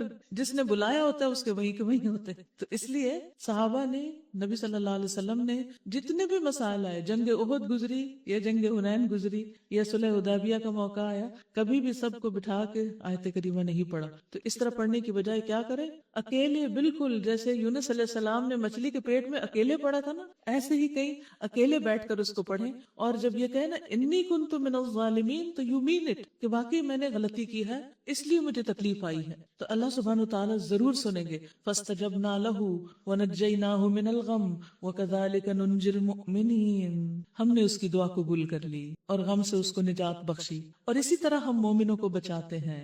نبی صلی اللہ علیہ وسلم نے فرمایا، کیا میں تمہیں ایسی دعا نہ بتاؤں کہ جب کسی رنج و الم اور آزمائش میں مبتلا آدمی اس کو پڑھے تو اس کی تکلیف دور ہو جائے؟ کہا گیا کیوں نہیں؟ فرمایا وہ مچھلی والے کی دعا ہے، لا الہ الا انت سبحانک انی کنت من الظالمین۔ اور ایک اور روایت میں آتا ہے کہ جو مسلمان اس دعا کے ذریعے کوئی چیز مانگتا ہے، جو مسلمان اس دعا کے ذریعے کوئی چیز مانگتا ہے تو اللہ تعالیٰ اس کا سوال پورا کر دیتا ہے۔ ابھی ایک دفعہ یہ پڑھیے اور کوئی دعا کیجیے، وَزَكَرِيَّا إِذْ نَادَى رَبَّهُ رَبِّ لَا تَذَرْنِي فَرْدًا وَأَنْتَ خَيْرُ الْوَارِثِينَ، اور زکریا علیہ السلام کو جبکہ اس نے اپنے رب کو پکارا، اے پروردگار مجھے اکیلا نہ چھوڑ، اور بہترین وارث تو تو ہی ہے، بس ہم نے اس کی دعا قبول کر لی اور اسے یحییٰ عطا کیا، اور اس کی بیوی کو اس کے لیے درست کر دیا۔ درست کر دیا یعنی کوئی بھی کپل جو بیمار بھی ہو تو اللہ تعالیٰ اس کو درست کر سکتا ہے، کہاں یہ کہ جو درست اور اولاد نہ ہو رہی ہے تو اللہ اس کو اولاد نہ دے۔ یہی آیت کریمہ پڑھ کر اور قبولیت والی دعائیں پڑھ کر دعا کرنی چاہیے۔ یہ لوگ نیکی کے کاموں میں دوڑ دھوپ کرتے تھے، ان کا سارا پیشن، ان کی خوشی، ان کا شوق کیا تھا؟ نیکی کے کاموں میں بھاگ دوڑ کرنا۔ اور ہمارا حال کیا ہوتا ہے کہ ہم کہیں جا رہے ہوں اور سامنے سے کوئی نیکی کا کام نظر آئے تو ہم راستہ ہی بدل دیتے کہ کہیں ہمارے ذمے نہ لگ جائے۔ گھر میں تو نہیں ایسا کرتے کہ ادھر ادھر چھپ جاتے ہیں کہ امی کوئی کام ہی نہ کہہ دے۔ یہ لوگ نیکی کے کاموں میں دوڑ دھوپ کرتے تھے اور ہمیں رغبت اور خوف کے ساتھ پکارتے تھے اور ہمارے آگے جھکے ہوئے تھے۔ تین کوالٹیز انڈر لائن کیجئے، یدعوننا رغبا ورہبا وکانوا لنا خاشعین، رغبت، رہبت، خشوع، واللتی احسنت فرجہا، سب مردوں کا ذکر کرنے کے بعد اب خاتون کا ذکر ہے، مریم علیہ السلام کا، اور وہ خاتون جس نے اپنی عصمت کی حفاظت کی تھی، ہم نے اس کے اندر اپنی روح سے پھونکا اور اسے اور اس کے بیٹے کو دنیا بھر کے لیے نشانی بنا دیا تو اس سے کیا پتہ چلتا ہے کہ عورت کے لیے سب سے اہم چیز اس کی عزت و عصمت ہے، جس کی حفاظت اس کو کرنا ہے، اور اس کی آزمائش بھی عموماً اسی راستے سے آتی ہے۔ تو اللہ سبحانہ وتعالیٰ نے اس نیکی کے بدلے میں کہ اس نے اپنی عزت و عصمت کی حفاظت کی تھی، اس کو اتنا بڑا مقام عطا کیا۔ تو جو لڑکی پاک دامنی کی زندگی گزارتی ہے، حرام کاموں سے بچتی ہے، اللہ سبحانہ وتعالیٰ اس کو اس کا بہترین انعام دیتے ہیں دنیا میں بھی، اچھے شوہر، اچھی اولاد کی شکل میں۔ ہم نے اس کے اندر اپنی روح سے پھونکا اور اسے اور اس کے بیٹے کو دنیا بھر کے لیے نشانی بنا دیا۔ یہ تمہاری امت حقیقت میں ایک ہی امت ہے اور میں تمہارا رب ہوں۔ یہ سارے پیغمبر ایک ہی امت ہے اور ہم بھی انہی سے تعلق رکھتے ہیں، مسلمان ہیں۔ فاعبدونی، پس تم میری عبادت کرو۔ وتقطعوا امرهم بینہم کل الینا راجعون، مگر یہ لوگوں کی کارستانی ہے کہ انہوں نے آپس میں اپنے دین کو ٹکڑے ٹکڑے کر ڈالا، سب کو ہماری طرف پلٹنا ہے۔ فمن یعمل من الصالحات، تو جو بھی نیک کام کرے گا، وہو مؤمن، اور وہ مومن ہو، فلا کفران لسعیہ، تو اس کی کوشش کی ناقدری نہ کی جائے گی۔ وَإِنَّا لَهُ كَاتِبُونَ، اور ہم اس کو لکھتے ہیں، کاتبون، لکھنے والے ہیں۔ رسول اللہ صلی اللہ علیہ وسلم نے فرمایا، اللہ تعالیٰ فرماتا ہے، جب میں اپنے بندوں میں سے کسی مومن کو آزماتا ہوں اور اس آزمائش پر بھی وہ میری تعریف کرتا ہے، تو پھر وہ جب بستر سے اٹھتا ہے تو وہ اپنے گناہوں سے اس دن کی طرح پاک صاف ہوتا ہے جس دن اس کی ماں نے اس کو جنم دیا تھا۔ اللہ تعالیٰ فرماتا ہے، میں نے اپنے بندے کو قید کیا اور اسے آزمایا، لہٰذا تم اس کے لیے ان تمام کاموں کا اجر اور ثواب لکھو جو وہ تندرستی کی حالت میں کرتا تھا۔ یعنی جب انسان بیمار بھی ہو جائے تو پھر بھی اس کی نیکیاں جو وہ عام دنوں میں کرتا ہے وہ لکھی جاتی رہتی ہیں، وہ ختم نہیں ہوتی۔ وَحَرَامٌ عَلَىٰ قَرْيَةٍ أَهْلَكْنَاهَا أَنَّهُمْ لَا يَرْجِعُونَ، اور ممکن نہیں کہ جس بستی کو ہم نے ہلاک کر دیا ہو وہ پھر پلٹ سکے، یہاں تک کہ جب یاجوج ماجوج کھول دیے جائیں گے۔ سورۃ کہف میں ان کے بارے میں پڑھا نا آپ نے کہ ان کا وہ ردم یا جو دیوار ہے وہ اس میں سوراخ ہو جائے گا اور پھر وہ گر پڑے گی اور وہ باہر نکل آئیں گے اور ہر بلندی سے وہ نکل پڑیں گے، اور وعدہ برحق کے پورا ہونے کا وقت قریب آ لگے گا، یعنی قیامت قریب آ جائے گی۔ تو یکایک ان لوگوں کے دیدے پٹے کے پھٹے رہ جائیں گے جنہوں نے کفر کیا تھا، کہیں گے ہائے ہماری کم بختی، ہم اس چیز کی طرف سے غفلت میں پڑے ہوئے تھے بلکہ ہم خطاوار تھے۔ قیامت کی جو بڑی بڑی نشانیاں ہیں ان میں سے ایک آپ صلی اللہ علیہ وسلم نے فرمایا، قیامت اس وقت تک قائم نہ ہوگی جب تک کہ 9 چیزیں سامنے نہ آ جائیں: دھواں، دجال، دابت الارض، مغرب سے سورج کا طلوع، عیسیٰ ابن مریم کا نزول، یاجوج ماجوج کی یورش، 3 بڑے خسوف، زمین کا دھسایا جانا، لینڈ سلائیڈ، ایک مشرق میں، دوسرا مغرب میں اور تیسرا جزیرۃ العرب میں، اور پھر سب سے آخر میں یمن کی طرف سے ایک سخت آگ اٹھے گی جو لوگوں کو محشر کی طرف ہانکے گی، یعنی وہ آخری نشانی ہوگی۔ تو یاجوج ماجوج بھی اس وقت نکلیں گے جب قیامت بالکل قریب آ چکی ہوگی، وہ کہیں گے ہائے ہماری کم بختی، ہم اس چیز کی طرف سے غفلت میں پڑے ہوئے تھے بلکہ ہم خطا کار تھے، بے شک تم اور تمہارے وہ معبود جنہیں تم پوجتے ہو جہنم کا ایندھن ہے، وہی تم کو جانا ہے، اگر یہ واقعی الہ ہوتے تو وہاں نہ جاتے، ان سب کو ہمیشہ اسی میں رہنا ہے، اور وہاں وہ ہنکارے ماریں گے، اور حال یہ ہوگا کہ اس میں کان پڑی آواز سنائی نہ دے گی، رہے وہ لوگ جن کے لیے ہماری طرف سے بھلائی کا پہلے ہی فیصلہ ہو چکا ہوگا تو وہ یقیناً اس سے دور رکھے جائیں گے، اس کی سرسراہٹ تک نہ سنیں گے، اور وہ ہمیشہ ہمیشہ اپنی من بھاتی چیزوں کے درمیان رہیں گے، وہ انتہائی گھبراہٹ کا وقت ان کو ذرا پریشان نہ کرے گا، اور ملائکہ بڑھ کر ان کو ہاتھوں ہاتھ لیں گے۔ یہ تمہارا وہی دن ہے جس کا تم سے وعدہ کیا جاتا تھا، یعنی جو لوگ اچھے کام کر کے جائیں گے ان کا وہاں شاندار استقبال ہوگا۔ وہ دن جب کہ آسمان کو ہم یوں لپیٹ کر رکھ دیں گے جیسے تومار میں اوراق لپیٹ دیے جاتے ہیں، جس طرح پہلے ہم نے تخلیق کی ابتدا کی تھی اسی طرح ہم پھر اس کا اعادہ کریں گے۔ یہ ایک وعدہ ہے ہمارے ذمہ اور یہ کام ہمیں بہرحال کرنا ہے، اور زبور میں ہم نصیحت کے بعد یہ لکھ چکے ہیں کہ زمین کے وارث ہمارے نیک بندے ہوں گے۔ اس میں ایک بڑی خبر ہے عبادت گزار لوگوں کے لیے۔ جو نیک لوگ ہیں وہ یہ نہ سوچیں کہ نیکی کی وجہ سے ان کا دنیا میں کوئی حصہ نہیں رہتا، اللہ تعالیٰ انہیں دنیا میں بھی اقتدار دیتا ہے، جیسے داؤد علیہ السلام، سلیمان علیہ السلام، طالوت وغیرہ وغیرہ۔ وما ارسلناک الا رحمتا للعالمین، اور ہم نے جو آپ کو بھیجا تو یہ دراصل دنیا والوں کے حق میں ہماری رحمت ہے، یعنی رسول اللہ صلی اللہ علیہ وسلم لوگوں کے لیے رحمت بن کر آئے ہیں، ان کو آگ سے بچانے والے، ان کو ایسے کاموں سے نجات دلانے والے جو ان کی ہلاکت کا باعث ہوں۔ ان سے کہیے میرے 5 پاس جو وحی آتی ہے وہ یہ ہے کہ تمہارا الہ بس ایک ہی الہ ہے، پھر کیا تم سر اطاعت جھکاتے ہو؟ اگر وہ منہ پھیریں تو کہہ دو کہ میں نے علل اعلان تم کو خبردار کر دیا ہے، اب یہ میں نہیں جانتا کہ وہ چیز جس کا تم سے وعدہ کیا جا رہا ہے قریب ہے یا دور، یعنی قیامت۔ اللہ وہ باتیں بھی جانتا ہے جو بآواز بلند کہی جاتی ہیں، اور وہ بھی جو تم چھپا کر کرتے ہو، چپ کے سرگوشیاں کر کے، کسی کو بھی نہیں پتہ چلتا۔ میں تو یہ سمجھتا ہوں کہ شاید یہ دیر تمہارے لیے ایک فتنہ ہے اور تمہیں ایک خاص وقت تک کے لیے مزے کرنے کا موقع دیا جا رہا ہے۔ آخر کار رسول نے کہا، اے میرے رب، حق کے ساتھ فیصلہ کر دے، اور لوگو تم جو باتیں بناتے ہو ان کے مقابلے میں ہمارا رب رحمان ہی ہمارے لیے مدد کا سہارا ہے۔ سورۃ الحج۔ بسم اللہ الرحمن الرحیم۔ سورۃ الحج شروع کرتی ہوں اللہ کے نام سے جو بے انتہا مہربان نہایت رحم فرمانے والا ہے۔ یا ایھا الناس اتقوا ربکم ان زلزلۃ الساعۃ شیء عظیم۔ لوگو اپنے رب کے غضب سے بچو، حقیقت یہ ہے کہ قیامت کا زلزلہ بڑی ہولناک چیز ہے، یعنی بہت خوف زدہ کر دینے والی چیز ہے۔ اگر کسی وقت بھی تھوڑی سی معمولی بھی زمین حرکت کرنے لگے تو انسان کا دل باہر آنے لگتا ہے، اس کے دل کی دھڑکن تیز ہو جاتی۔ کہا یہ کہ قیامت کا زلزلہ کہ اذا رجت الارض رجا، کہ جب زمین بری طرح ہلا ماری جائے گی اور پھر ایک جھٹکے کے بعد ایک جھٹکا آ رہا ہوگا۔ اذا زلزلت الارض زلزالہا، جب زمین پوری کی پوری ہلا ماری جائے گی۔ وحملت الارض والجبال فدکتا دکتا واحدا فیومئذ وقعت الواقعہ، کہ اس دن پہاڑ اور زمین اٹھا کر ایک ہی چوٹ میں توڑ دیے جائیں گے، سب کوٹ دیے جائیں گے اور وہ عظیم واقعہ پیش آ جائے گا۔ یوم ترجف الراجفہ تتبعها الرادفہ، جس روز زلزلے کا جھٹکا ہلا مارے گا پھر ایک دوسرا جھٹکا اس کے پیچھے آئے گا، یعنی وہ ختم نہیں ہوگا۔ ابھی تو کیا ہوتا ہے، تھوڑی دیر ہلنے کے بعد ہر چیز ساکت ہو جاتی، لیکن قیامت کا زلزلہ ختم نہیں ہوگا جب تک کہ سب ختم نہ ہو جائیں۔ تو اس لیے لوگوں کو اس دن سے ڈرنا چاہیے، لوگوں کو اس دن سے بچنے کے لیے اس دن کی تیاری کرنے کا حکم دیا جا رہا ہے۔ جس روز تم اسے دیکھو گے تو حال یہ ہوگا کہ ہر دودھ پلانے والی اپنے دودھ پیتے بچے سے غافل ہو جائے گی، ہر حاملہ کا حمل گر جائے گا، اور لوگ تم کو مدہوش نظر آئیں گے حالانکہ وہ نشے میں نہ ہوں گے، بلکہ اللہ کا عذاب ہی کچھ ایسا سخت ہوگا، یعنی کسی کو کسی کی ہوش نہیں۔ سب سے زیادہ جو رشتہ دوسرے کی کیئر کرنے والا ہوتا ہے وہ ماں کا ہوتا ہے۔ جب بچہ دودھ پی رہا، خصوصاً چھوٹا، اس وقت وہ بہت زیادہ اس سے اٹیچ ہوتی اور ہر حال میں اس کا خیال رکھتی۔ فرمایا کہ اس دن تو دودھ پلانے والی بھی اپنے دودھ پلاتے بچے سے غافل ہو جائے گی، اس کو بھی پرواہ نہیں رہے گی، اور جس کسی کے پیٹ میں کچھ ہوگا وہ سب بھی گر جائے گا۔ اتنی دہشت اور خوف ہوگا، اور لوگوں کا حال کیا ہوگا جب یہ زلزلے آ رہے ہوں گے؟ جو لوگ زمین پر ہوں گے اس وقت، وَتَرَى النَّاسَ سُكَارَىٰ، جیسے وہ نشے میں ڈرنک ہو، کوئی ادھر گر رہا ہے کوئی ادھر گر رہا ہے۔ وَمَا هُمْ بِسُكَارَىٰ، کوئی نشے میں نہیں ہوگا، ان کو ہر چیز کا ہوش ہوگا، پتہ چل رہا ہوگا کہ کیا ہو رہا ہے۔ وَلَكِنَّ عَذَابَ اللَّهِ شَدِيدٌ، لیکن اللہ کا عذاب بھی بڑا سخت ہوگا۔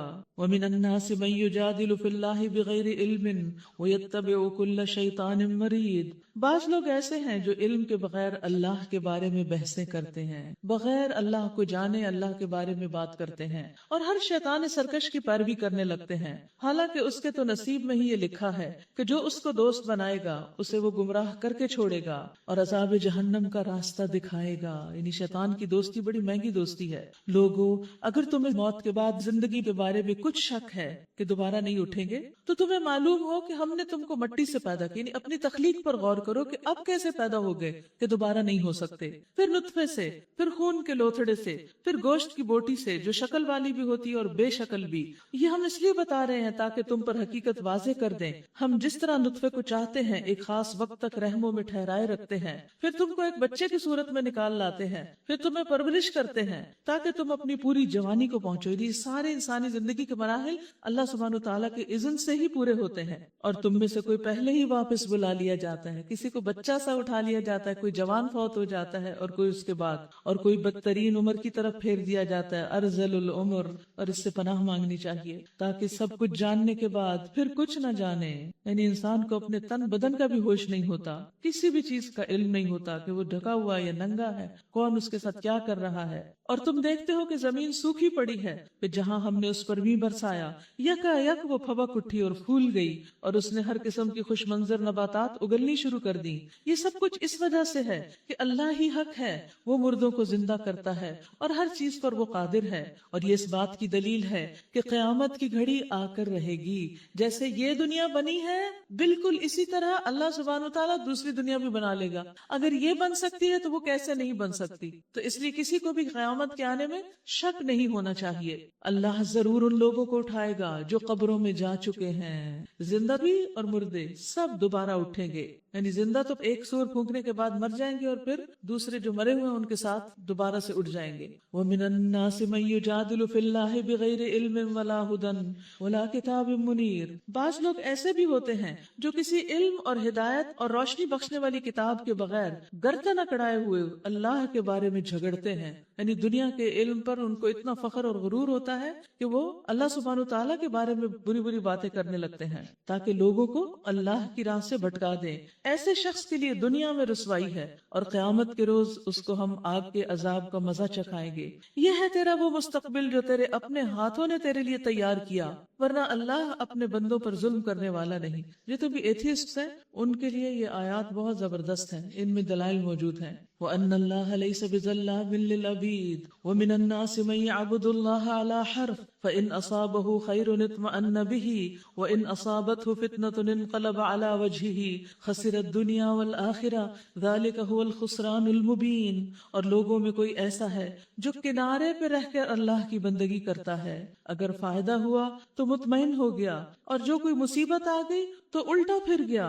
یعنی ایسے لوگ جو پورا یقین نہیں رکھتے دین پر، آخرت پر، اللہ کے احکامات پر، اس لیے اگر حالات اچھے ہوں تو دین کی بات مانتے ہیں، لیکن اگر کوئی تکلیف آ جائے تو دین کو چھوڑ دیتے ہیں. جب کوئی مصیبت آ گئی تو الٹا پھر گیا، اس کی دنیا بھی گئی اور آخرت بھی. انڈر لائن کریں، کتنی خوفناک بات ہے کہ وہ لوگ جو صرف اچھے حالات میں اللہ کو یاد کریں، اللہ سے راضی ہوں، اور جب تکلیف ہو تو ناراض ہو جائیں تو اللہ تعالیٰ ان سے بڑھ کے ناراض ہو جاتا ہے. ابن عباس کہتے ہیں اس آیت کے بارے میں کہ کوئی شخص مدینہ آتا ہجرت کر کے، اس کے بعد اگر اس کی بیوی بچہ دیتی اور اس کی گھوڑی بھی بچہ دیتی تو کہتا کہ یہ دین بہت اچھا ہے. یعنی دنیاوی فائدے ہوتے تو کہتے کہ یہ تو بڑی دین کی برکتیں ہیں جو ہم پہ نازل ہو رہی ہیں، اور اگر ایسا نہ ہوتا تو کہتے کہ یہ دین برا ہے. جب سے ہم اس دین میں آئے ہیں ہمارے ساتھ یہ مسائل کھڑے ہو گئے. تو کبھی بھی اپنے مسائل کی وجہ دین نہ بتائیے. بعض لوگوں کی عادت ہوتی ہے کہ جب ان پر ویسے ہی مثلا ہسبینڈ وائف کی نہیں بن رہی یا بہن بھائی کی نہیں بن رہی یا کسی کے ساتھ، اور جب آپس میں نہیں بنتی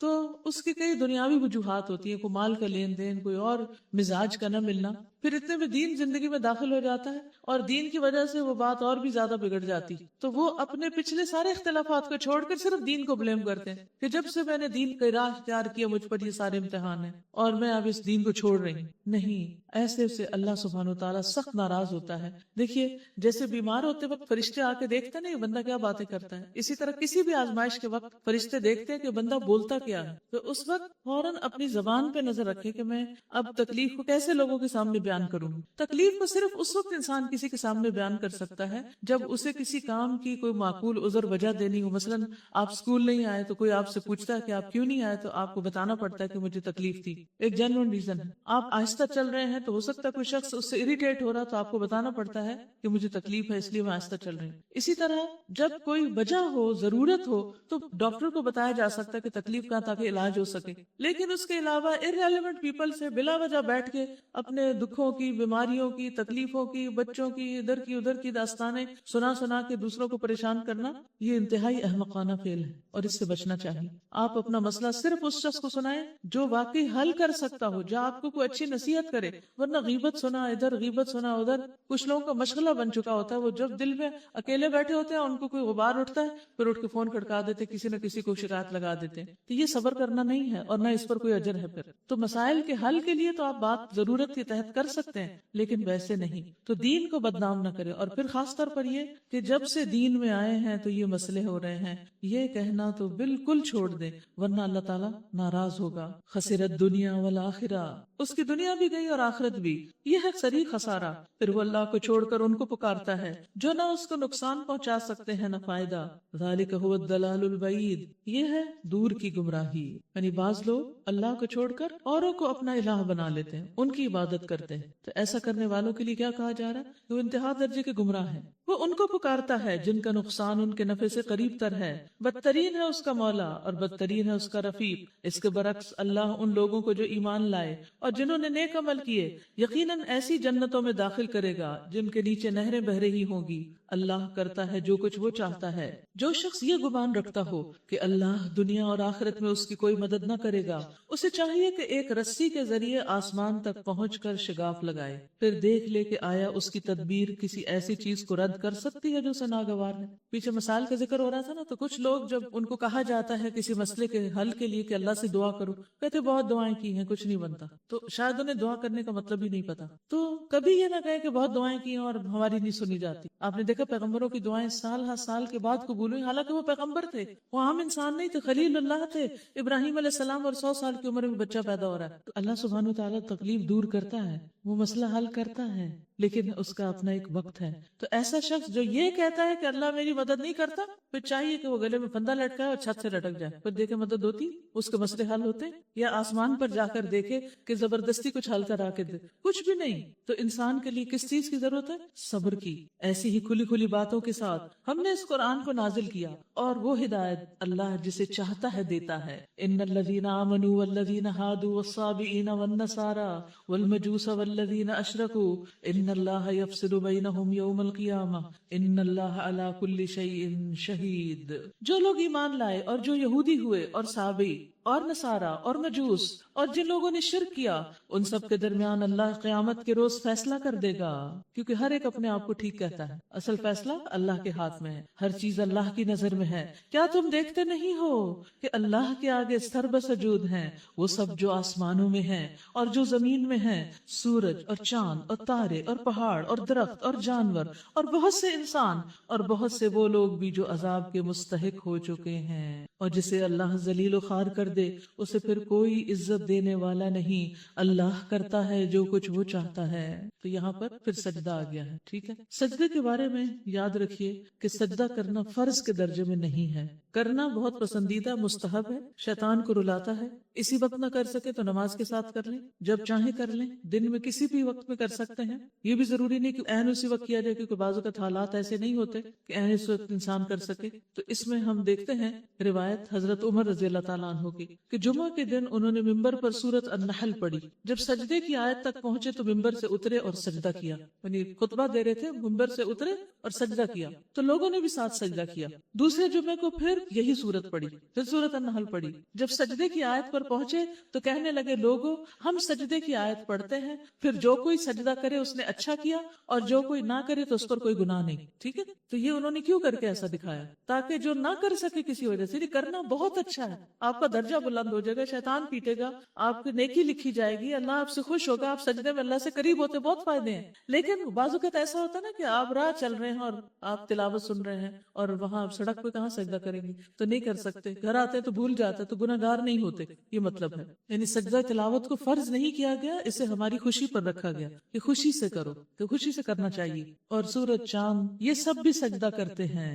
یہ کتنی خوبصورت بات. نبی صلی اللہ علیہ وسلم نے فرمایا کیا تم جانتے ہو کہ یہ سورج کہاں جاتا ہے؟ صحابہ نے عرض کیا اللہ اور اس کا رسول ہی بہتر جانتے ہیں. آپ نے فرمایا یہ چلتا رہتا ہے یہاں تک کہ اپنی قیام کی جگہ عرش کے نیچے آ جاتا ہے اور سجدہ کرتا ہے. یعنی سورج ہر روز جب اپنا سرکل مکمل کرتا ہے تو ایک پوائنٹ ایسا آتا ہے جہاں وہ سجدہ کر کے آگے جاتا ہے. اللہ سبحانہ و تعالیٰ اسے اجازت دی جاتی ہے تو وہ آگے آتا ہے، نہیں تو وہ کہاں چلا جائے گا؟ پیچھے. اور جب پیچھے جائے گا تو کیا ہوگا؟ قیامت قریب آ جائے گی، توبہ قبول نہیں ہوگی. تو یہ کس دن ہو جائے یہ ہمیں نہیں معلوم. ہذان خصمان اختصموا فی ربہم، یہ دو فریق ہیں جن کے درمیان اپنے رب کے معاملے میں جھگڑا ہے.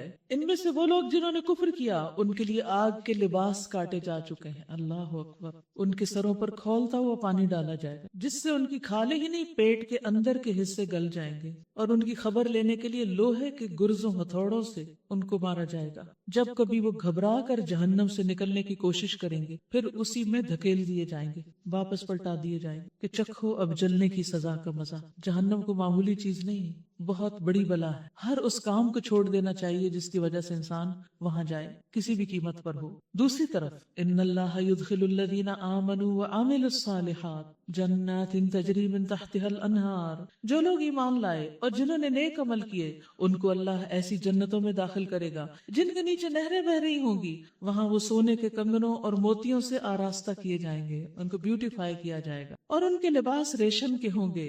ان کو پاکیزہ بات قبول کرنے کی ہدایت بخشی گئی. جنت میں کیوں جائیں گے؟ کیونکہ انہوں نے پاکیزہ بات قبول کر لی. پاکیزہ بات کون سی ہے؟ لا الہ الا اللہ پاکیزہ کلمہ ہے. قرآن پاکیزہ ہے، قرآن پاک نہیں کہتے آپ. تو اس کو قبول کر لیا انہوں نے، اس کی ہدایات کو قبول کر لیا، اور جو جو کچھ اس نے بتایا انہوں نے اس کو اپنا لیا، تو ان کے لیے جنت کے باغ ہیں. وَهُدُوا إِلَى صِرَاطِ الْحَمِيدِ، اور انہیں اللہ سبحانہ وتعالیٰ جو تعریف والا ہے اس کا راستہ دکھا دیا گیا. ہدایت کا راستہ کیسے ملتا ہے؟ جب انسان پاکیزہ بات کو لیتا ہے اور پاکیزہ چیز کو پسند کرتا ہے اور اس کو اپنے دل میں جگہ دیتا ہے، پھر اس کو وہ راستے بھی ملنے لگتے ہیں اور اللہ تعالیٰ اس پر استقامت بھی عطا کرتا ہے. جن لوگوں نے کفر کیا اور جو آج اللہ کے راستے سے روک رہے ہیں اور اس مسجد حرام کی زیارت میں مانے ہیں جسے ہم نے سب لوگوں کے لیے بنایا ہے، جس میں مقامی باشندوں اور باہر سے آنے والوں کے حقوق برابر ہیں، ان کی روش یقیناً سزا کی مستحق ہے. اس مسجد حرام میں بھی جو راستے سے ہٹ کر ظلم کا طریقہ اختیار کرے گا ہم اسے دردناک عذاب کا مزہ چکھائیں گے. یعنی اللہ کا گھر جو ہے حرم، وہ قابل احترام گھر ہے، اس میں کوئی ایسا کام نہیں کرنا چاہیے جو اس کی حرمت کو پامال کرے، کیونکہ اس کی سزا بھی بڑی سخت ہے. جو جگہ جتنی بڑی ہوتی ہے اس کی صفائی کا خیال نہ رکھنا بھی اتنا ہی بڑا ظلم اور جرم ہوتا ہے. نبی صلی اللہ علیہ وسلم نے فرمایا کہ میری امت کے اچھے اور برے اعمال مجھ پر پیش کیے گئے تو میں نے ان کے اچھے اعمال میں سے اچھا عمل راستے میں تکلیف دہ چیز کو دور کرنا پایا، اور ان میں سے ان کے برے اعمال دکھائے گئے تو برے اعمال میں سے مسجد میں تھوکنا اور اس کا دفن نہ کرنا. مسجد میں تھوکنا، اللہ اکبر، وہی ہو سکتا ہے جو انتہائی غلیظ طبیعت کا انسان ہو، جس کو اس بات کی پرواہ نہ کہ وہ اللہ کے گھر میں بیٹھا ہے. تو اس لیے جہاں کہیں اللہ کا نام لیا جا رہا ہو اس جگہ کی صفائی کرنا، اس جگہ کو پاک صاف رکھنا، صاف ستھرا رکھنا ایمان کی علامت ہے. ابو سہل صاحب بن خلاد کہتے ہیں کہ ایک شخص نے ایک قوم کی امامت کی اور اس نے اسے قبلے کی طرف تھوک دیا، یعنی آگے کھڑا تھا نماز پڑھا رہا تھا تو گلے میں کچھ ہوا ہوگا تو سامنے ہی تھوک دیا.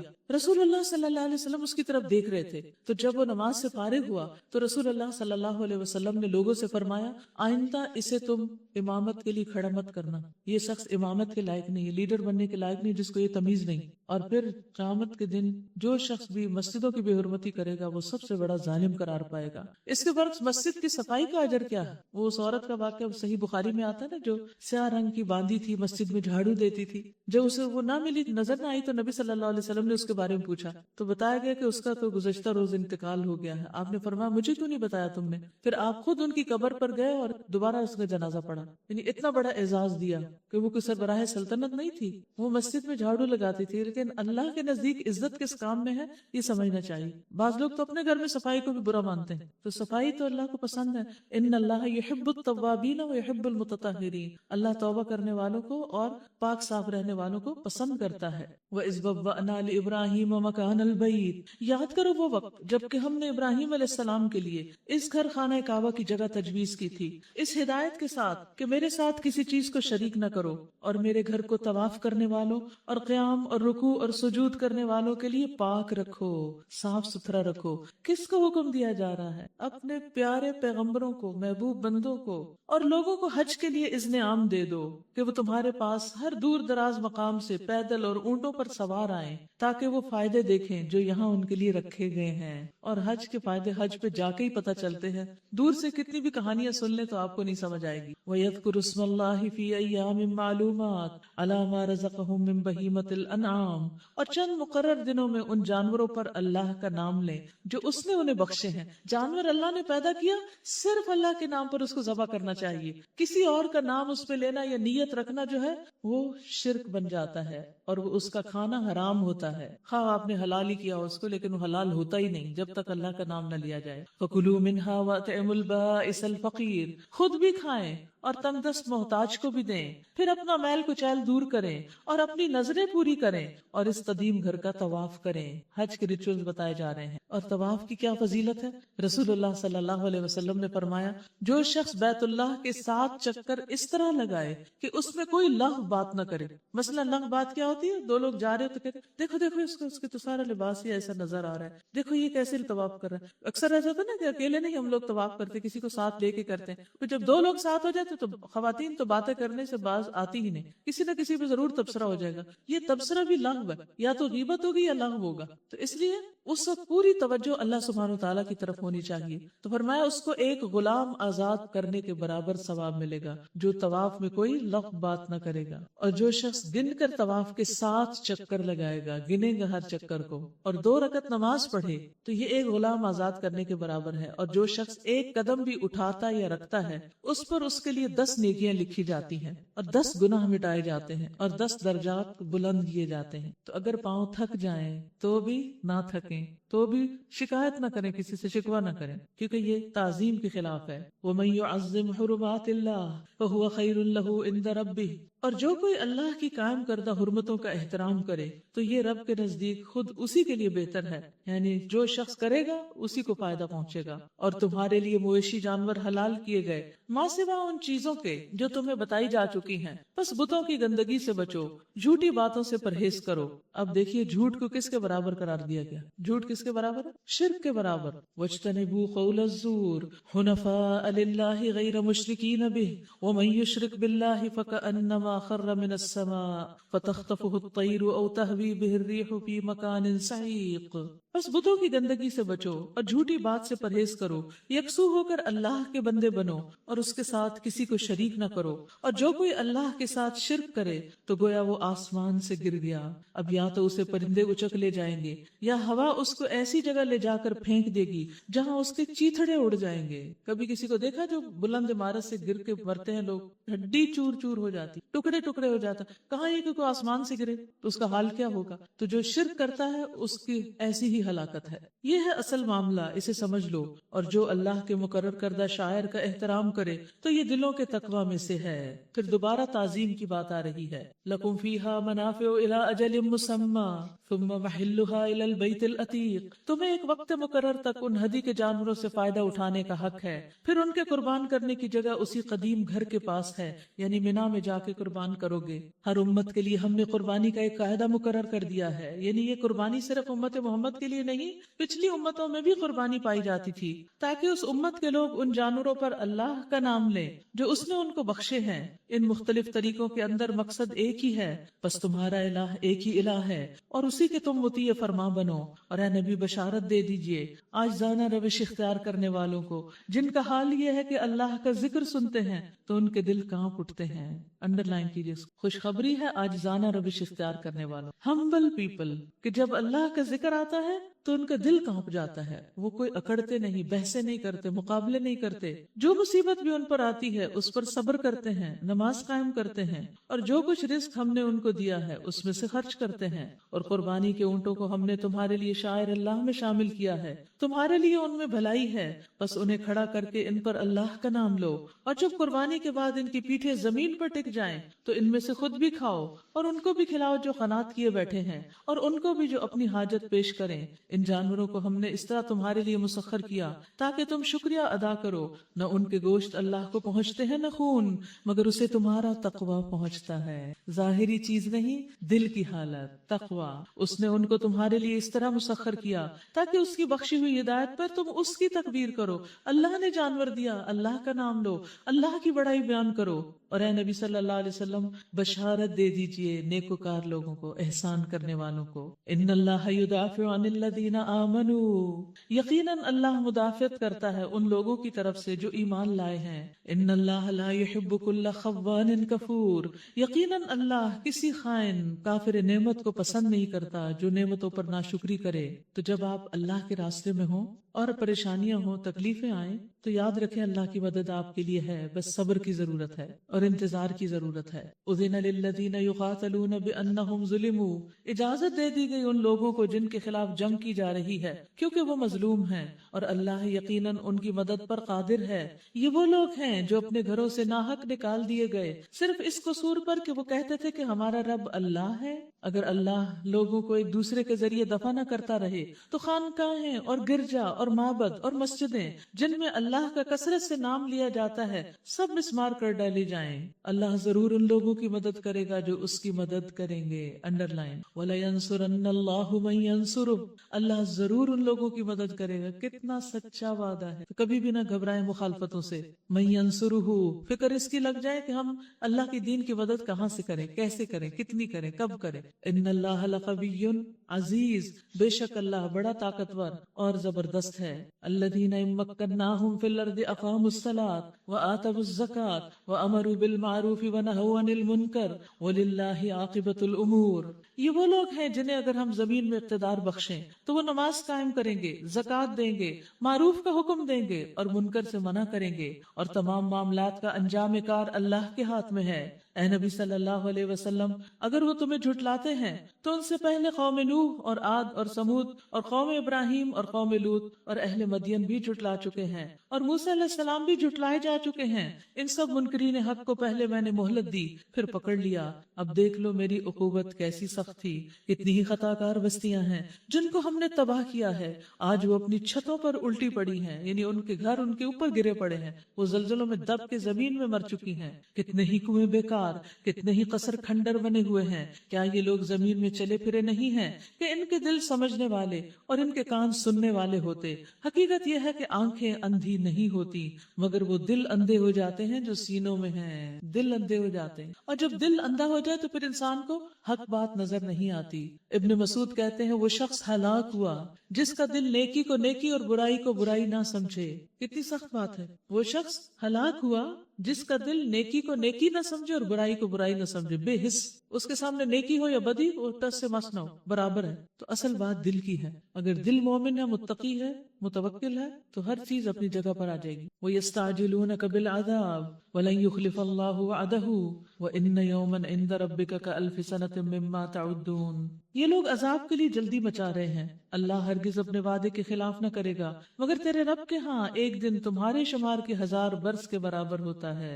کتنی ہی بستیاں ہیں جو ظالم تھی, میں نے ان کو پہلے مہلت دی اور پھر پکڑ لیا, اور سب کو واپس تو میرے ہی پاس آنا ہے. یاد رکھیے کہ ہر پلانٹ پر سال کے دنوں کی تعداد مختلف ہے, تو اللہ سبحانہ تعالیٰ کے ہاں جو کیلنڈر ہے اس میں سال کے دنوں کی تعداد فرق ہے. اے محمد صلی اللہ علیہ وسلم کہہ دیجئے کہ لوگو, میں تو تمہارے لیے صرف وہ شخص ہوں جو برا وقت آنے سے پہلے صاف صاف خبردار کر دینے والا ہوں. پھر جو ایمان لائیں گے اور نیک عمل کریں گے ان کے لیے مغفرت ہے اور عزت کی روزی.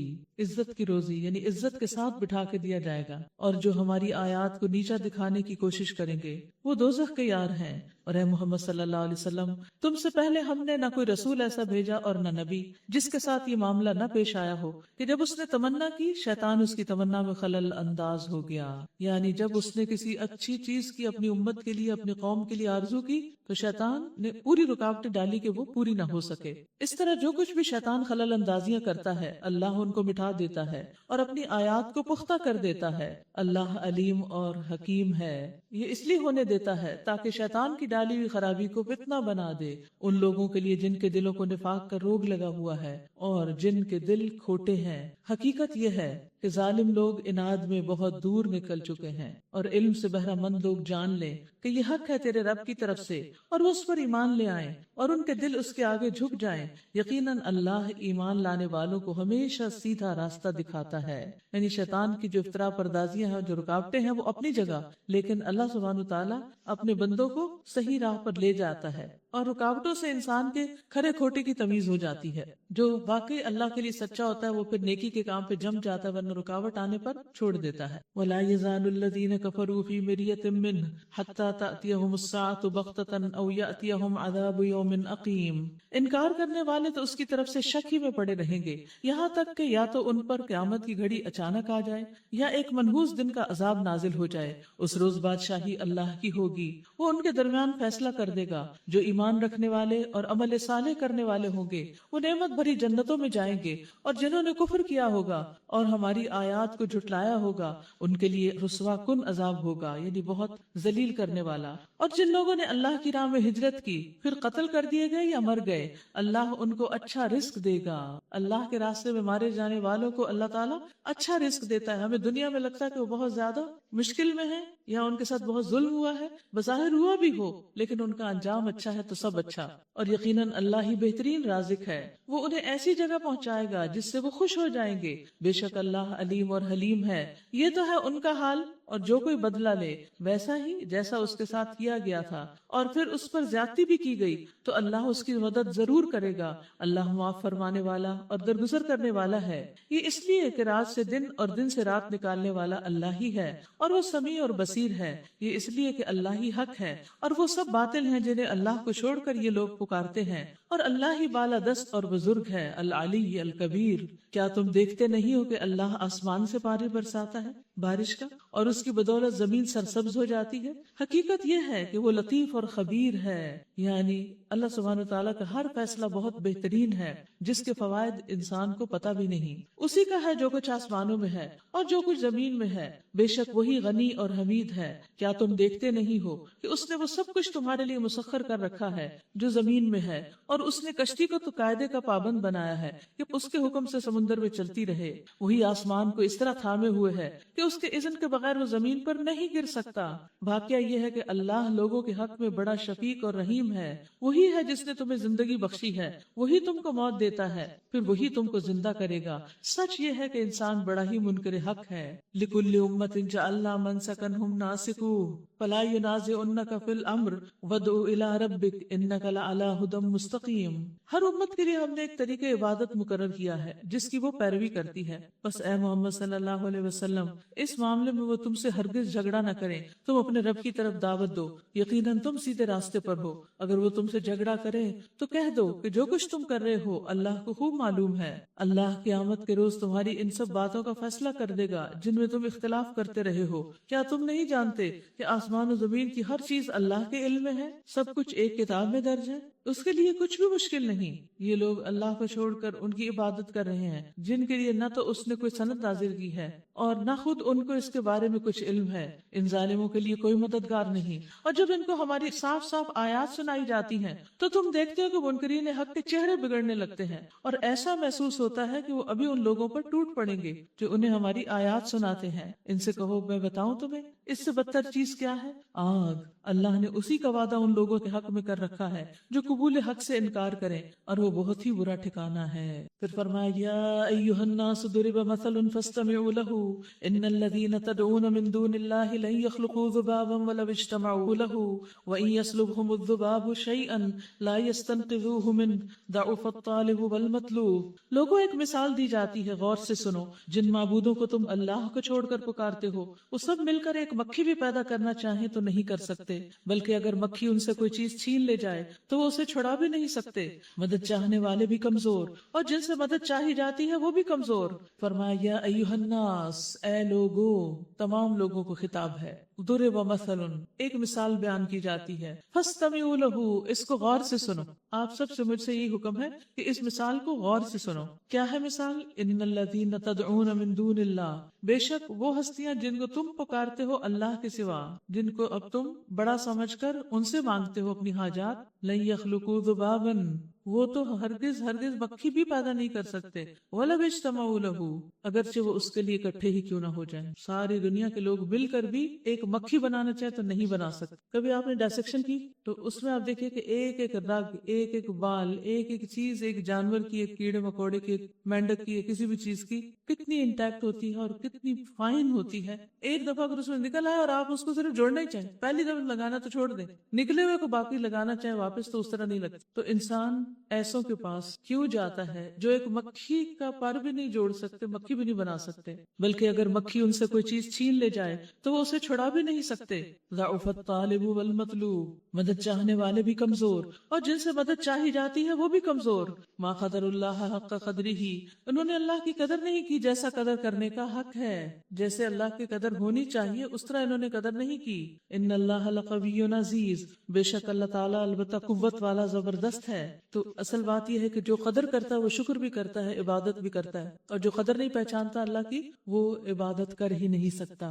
وہ کیوں اس کے آگے جھکے جس کو وہ کچھ مانتا ہی نہیں. تو جن لوگوں نے شرک کیا ہے انہوں نے دراصل اللہ کی ناقدری کی ہے. اللہ یستفی من الملائکۃ رسلا ومن الناس ان اللہ سمیع بصیر. حقیقت یہ ہے کہ اللہ اپنے فرامین کی ترسیل کے لیے ملائکہ میں سے بھی پیغام رساں منتخب کرتا ہے اور انسانوں میں سے بھی وہ سمیع اور بصیر ہے. یعنی اللہ کا پیغام بندوں تک کون کون لاتے ہیں؟ فرشتے اور رسول.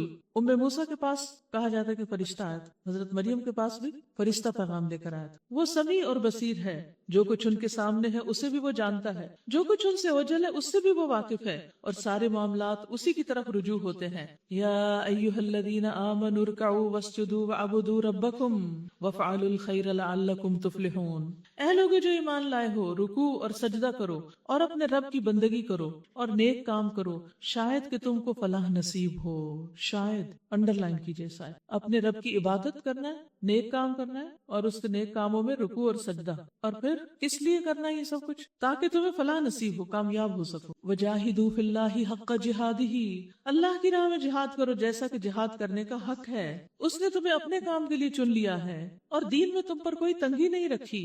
قائم ہو جاؤ اپنے باپ ابراہیم علیہ السلام کی ملت پر. اللہ نے پہلے بھی تمہارا نام مسلم رکھا تھا اور اس قرآن میں بھی تمہارا یہی نام ہے. یعنی ہمارے جو فرقہ وارانہ نام ہے وہ اللہ کو پسند نہیں ہے. تاکہ رسول تم پر گواہ ہو اور تم لوگوں پر گواہ. پس نماز قائم کرو، زکوٰۃ دو اور اللہ سے جڑ جاؤ. وہی تمہارا مولا ہے، بہت ہی اچھا مولا اور بہت ہی اچھا مددگار. وَأَقِيمُوا الصَّلَاةَ وَآتُوا الزَّكَاةَ وَاعْتَصِمُوا بِاللَّهِ هُوَ مَوْلَاكُمْ وَنِعْمَ الْمَوْلَى وَنِعْمَ النَّصِيرُ. وَآخِرُ دَعْوَانَا أَنِ الْحَمْدُ لِلَّهِ رَبِّ الْعَالَمِينَ. آج آپ کے لیے جو پروڈکٹ انٹروڈیوس کرا رہی ہوں وہ دعا کے بارے میں، کیونکہ آج دعاؤں کا بہت ذکر گزرا ہے تو ان کا مینشن بھی ہوگا اس میں.